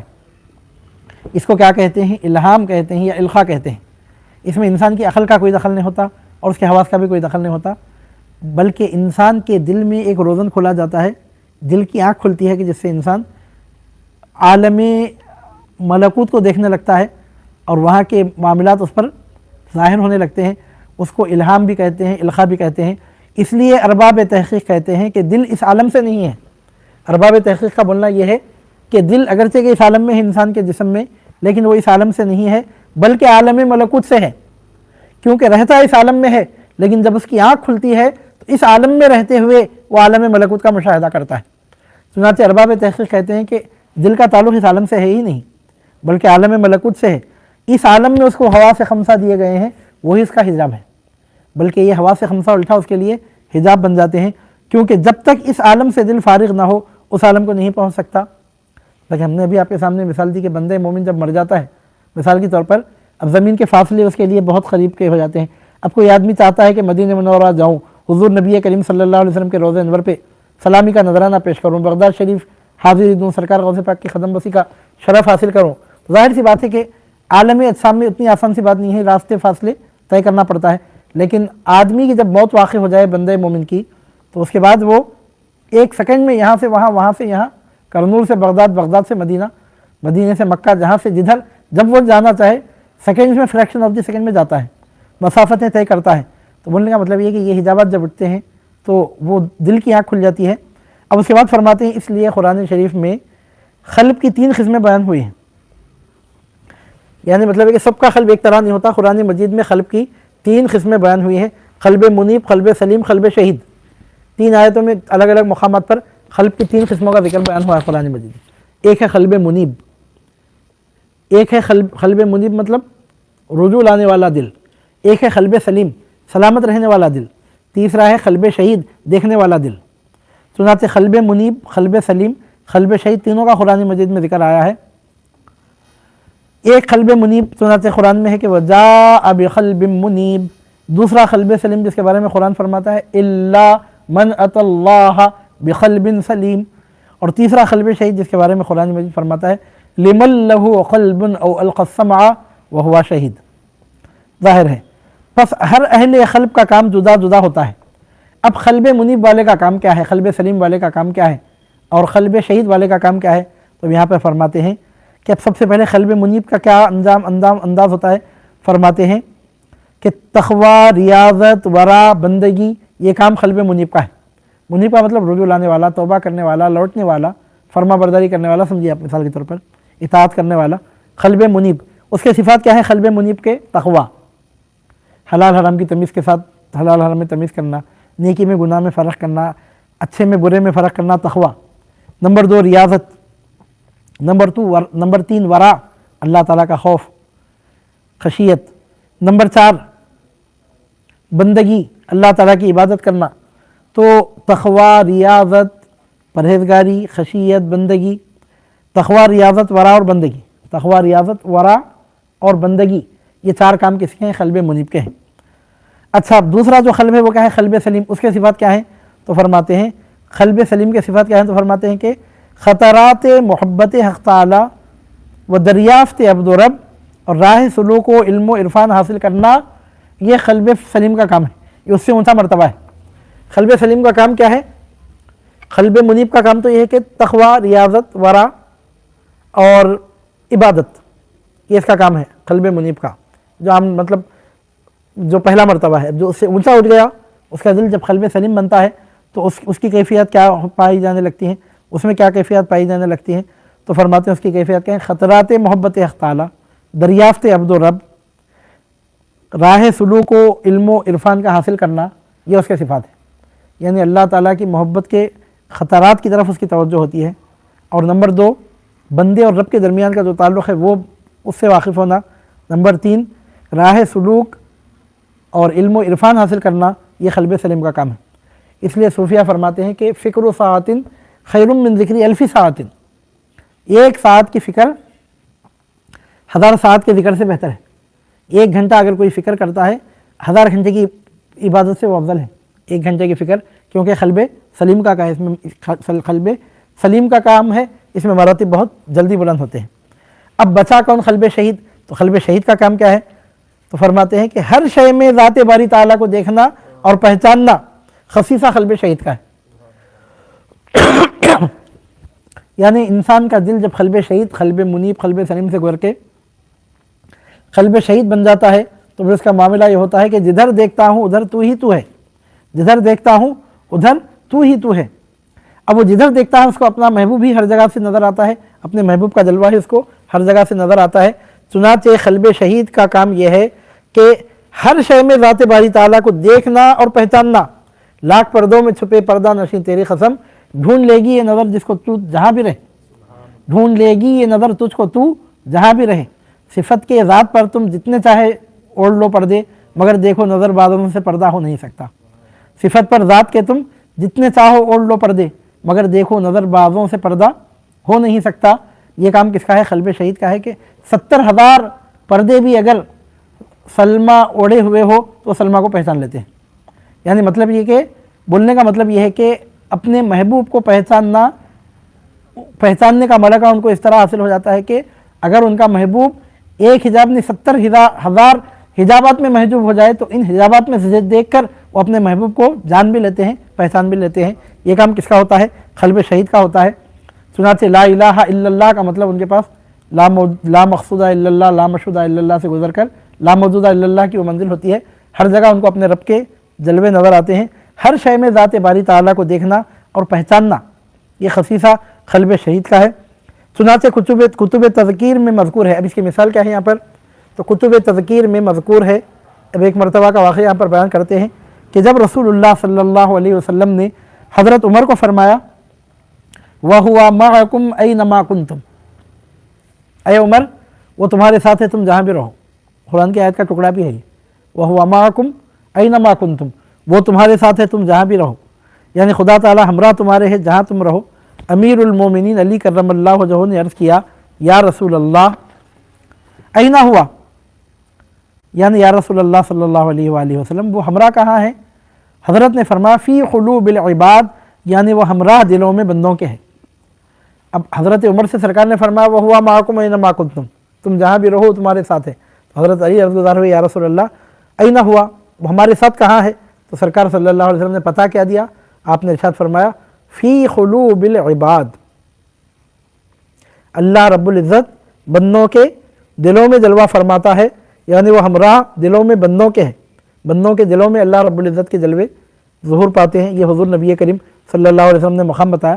اب اسی وجہ سے تمام عجائبات عالم میں سب سے بڑھ کر اہمیت رکھنے والی چیز قلب ہے۔ عجیب و غریب، سب سے بڑھ کر عجیب و غریب چیز بھی وہی ہے، سب سے بڑھ کر اہمیت رکھنے والی چیز بھی وہی ہے۔ چنانچہ سرکار صلی اللہ علیہ وسلم نے فرمایا فی قلوب العباد، یوں تو ہے سبھی ان کا پر دل کی اگر پوچھو، یہ ٹوٹے ہوئے دل ہی خاص ان کی کمائی ہے۔ مطلب یہ کہ ہر چیز اس کی ہے لیکن شکستہ دلوں کے پاس وہ ملتے ہیں، یعنی وہ ہمراہ دلوں میں بندوں کے ہے۔ پھر حضرت علی رضی اللہ عنہ نے پوچھا یا رسول اللہ دل بندے کا کہاں ہے؟ فی قلوب العباد، اللہ کہاں ہے؟ قلوب العباد میں ہے۔ تو حضرت علی رضی اللہ عنہ نے پوچھا، مولا کائنات علی المرتضیٰ علیہ السلام نے پوچھا دل بندے کا کہاں ہے؟ انسان کا دل کہاں ہے؟ ارشاد ہوا فی قلب الانسان، یعنی وہ قلب دل انسان میں ہے۔ اس لیے علماء حقیقت نے قلب کے 2 نوع کیے، ایک قلب حقیقی دوسرا مجازی۔ اس واسطے علماء حقائق کہتے ہیں، علماء حقیقت کہتے ہیں کہ قلب کی 2 ٹکڑے ہیں، 2 قسمیں ہیں، ایک قلب حقیقی ایک قلب مجازی۔ یعنی جو ٹکڑا گوشت کا بشکل صنوبری ہے اس کو قلب مجازی کہتے ہیں، مجازاً اس کو قلب کہہ دیا جاتا ہے۔ مومن کافر، فاسق فاجر، اچھے برے، غافل واصل، سب کے جسم میں وہ لٹک رہا ہے، لہذا مجازاً اس کو قلب کہا گیا۔ اور قلب حقیقی وہ ہے کہ نہ وہ دائیں جانب ہے نہ بائیں جانب، نہ راست میں کہہ سکتے ہیں نہ چپ میں، نہ نیچے نہ اوپر، نہ نزدیک نہ دور۔ حقیقی قلب کہاں ہے؟ یہ قلب مجازی بائیں جانب ہے، بشکل صنوبری ہے، لٹکا ہوا ہے۔ یہ تو قلب مجازی کے بارے میں ہے یہ بات۔ جو قلب حقیقی ہے وہ نہ داہنی جانب ہے نہ بائیں جانب ہے، اس کے لیے کوئی جہت ہی نہیں ہے، اس کے لیے نہ داہنا ہے نہ بایاں، نہ اوپر ہے نہ نیچے، نہ نزدیک ہے نہ دور۔ پس شناخت اس کی بغیر پیوستگی اور قرب حق تعالیٰ کے نہیں ہو سکتی۔ اور قلب حقیقی کیا ہے، اس کی پہچان کیسے ہو؟ تو فرماتے ہیں کہ جس کو اللہ تعالیٰ کا عرفان حاصل ہوتا ہے اسی کو اس کی پہچان نصیب ہوتی ہے، ہر کسی کو اس کی پہچان نصیب ہو ہی نہیں سکتی۔ ہم کیسے پہچانیں؟ آپ پہچان ہی نہیں سکتے جب تک کہ اللہ تعالیٰ کا قرب آپ کو حاصل نہ ہو۔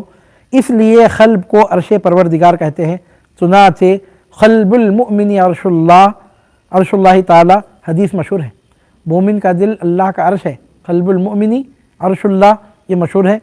اسی لیے حضرت جامی قدس سرہ السامی نے فرمایا ہے، علامہ عبد الرحمن جامی فرماتے ہیں، دل را طواف کن کے عجب جائے صفا افت،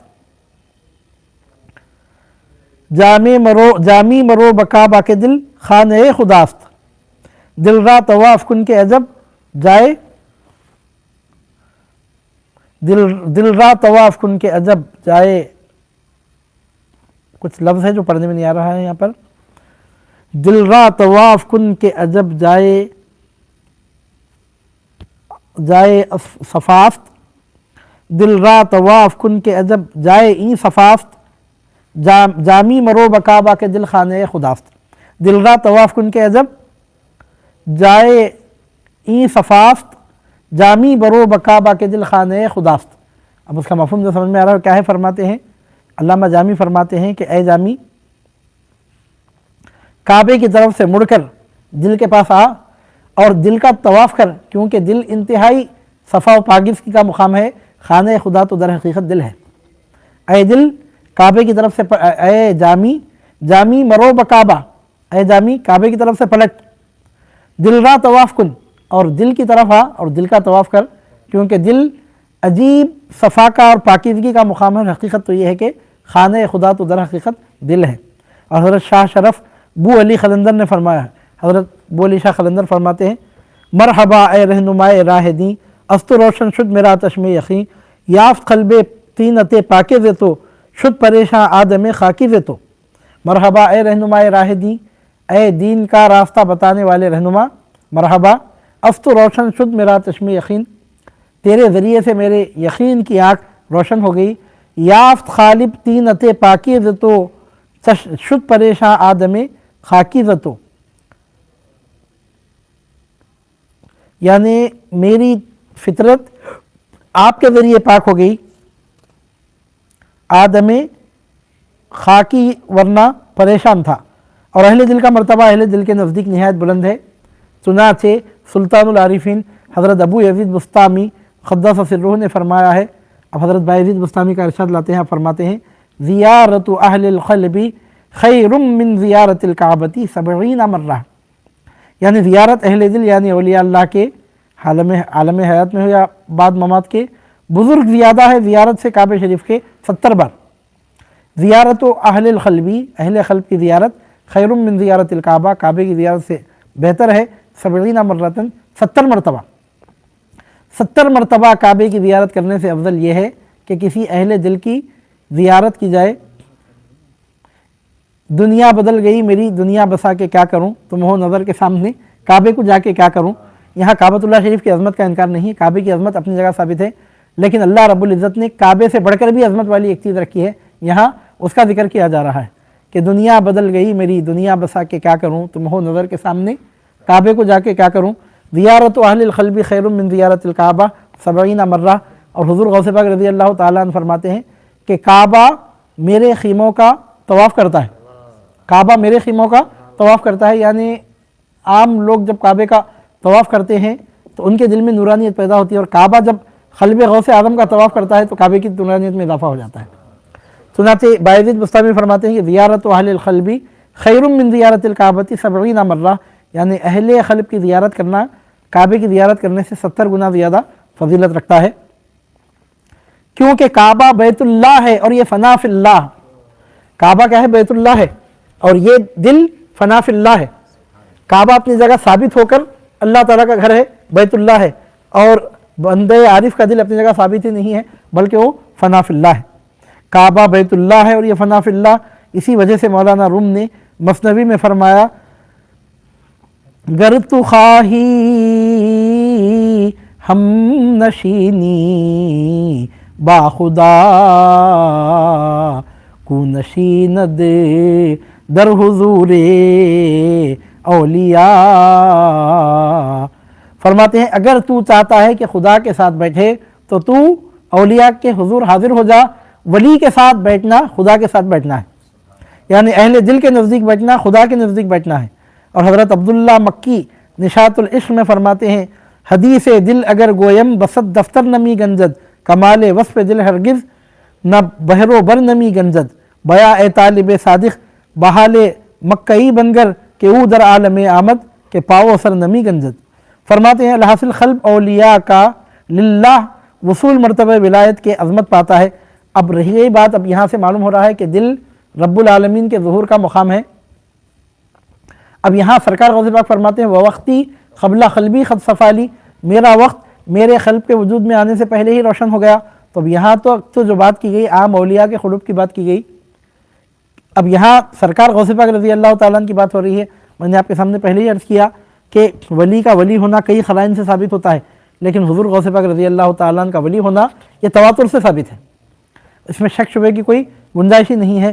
چنانچہ اب صاحب کتاب فرماتے ہیں اس لیے آپ نے فرمایا حضور غوث اعظم دستگیر رضی اللہ تعالیٰ نے فرمایا کہ وقت میرا حق تعالیٰ نے پہلے قلب سے یعنی نشے عنصری قلب کے روشن کیا. قلب عنصری یا صنوبری مضغہ گوشت جو انسان کے جسم میں دائیں جانب لٹکتا رہتا ہے جس کو قلب کہتے ہیں، یعنی حضور غوث پاک کے ارشاد گرامی کا مطلب یہ ہے کہ آپ کے عالم وجود میں آنے سے پہلے ہی آپ کے لیے ولایت کی شمع روشن ہو چکی تھی. اس لیے آپ نے فرمایا کہ وقت میرا حق تعالیٰ نے پہلے قلب سے یعنی نشے عنصری قلب کے روشن کیا. اس کی بہت ساری مثالیں ہیں. مثال کے طور پر معراج کی رات حضور نبی کریم صلی اللہ علیہ وسلم کی خدمت میں ایک مرتبہ نہیں کئی مرتبہ حضور غوث پاک رضی اللہ تعالیٰ عنہ کی روح مبارک حاضر ہوئی. ایک آدھ مرتبہ کی بات نہیں بلکہ اس رات مختلف مقامات پر الگ الگ مقامات پر حضور غوث پاک رضی اللہ تعالیٰ عنہ کی روح مبارک ظاہر ہوتی رہی. تو ظاہر سی بات ہے کہ یہ بظاہر تو آپ کی اس وقت تک جلوہ فرمائی نہیں ہوئی تھی، لیکن آپ کا وقت اس وقت بھی روشن تھا. چنانچہ اس لیے آپ نے فرمایا کہ وقت میرا حق تعالیٰ نے پہلے قلب یعنی نشے عنصری قلب کے روشن کیا اور اس میں شہود حق ہمیشہ مجھ کو حاصل ہے. یعنی مطلب یہ کہ بظاہر دنیا میں آنے سے پہلے ہی سے ولایت آپ کے لیے ثابت تھی اور آپ کی روح مبارک رب العالمین کے مشاہدے میں مصروف تھی. اب آپ فرماتے ہیں کہ ووقتی قبل قلبی خد صفالی. اب یہ قلب کے حوالے سے آپ نے اتنا سنا، ووقتی قبل قلبی قلب کے حوالے سے آپ نے اتنا سنا. اب صفا کا جو لفظ آ رہا ہے اس کے بارے میں فرماتے ہیں لفظ صفا یہاں مراد صفات ذاتیہ ہے جو وصف کیا جاتا ہے حق تعالیٰ سے، حق تعالیٰ جس سے مثل قدرت اور عزت اور عظمت وغیرہ کے. حضور غوث پاک فرماتے ہیں وقتی قبل قلبی خد صفالی، میرا وقت میرے وجود میں مطلب یہ کہ وجود عنصری میں آنے سے پہلے ہی میرا وقت روشن کر دیا گیا تھا. صفالی یہاں صفا کا لفظ آپ فرماتے ہیں کہ میرے وقت کے لیے صفا ثابت تھی. تو یہاں پر صفا سے مراد کیا ہے؟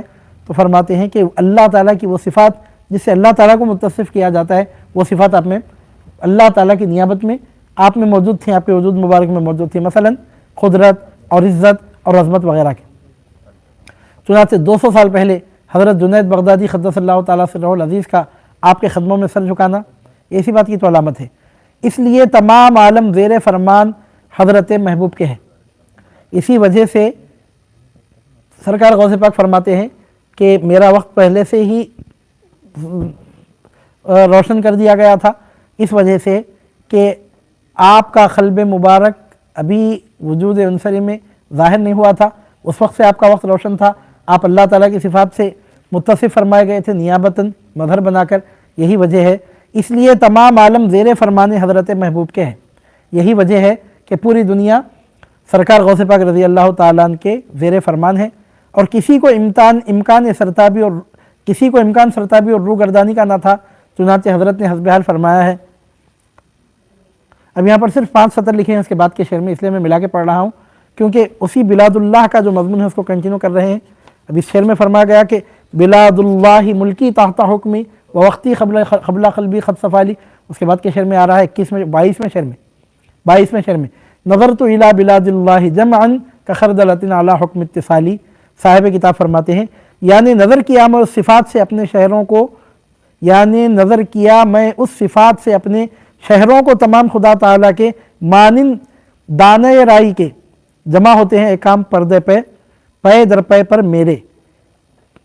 نظر تو الی بلاد اللہ، اللہ کے تمام شہروں پر میں نے نظر کی، میں نے دیکھا، جمعاً تمام کے تمام شہروں کو، کخردلتن رائی کے دانے کی طرح، علی حکم اتصالی کہ پے در پے پے در پے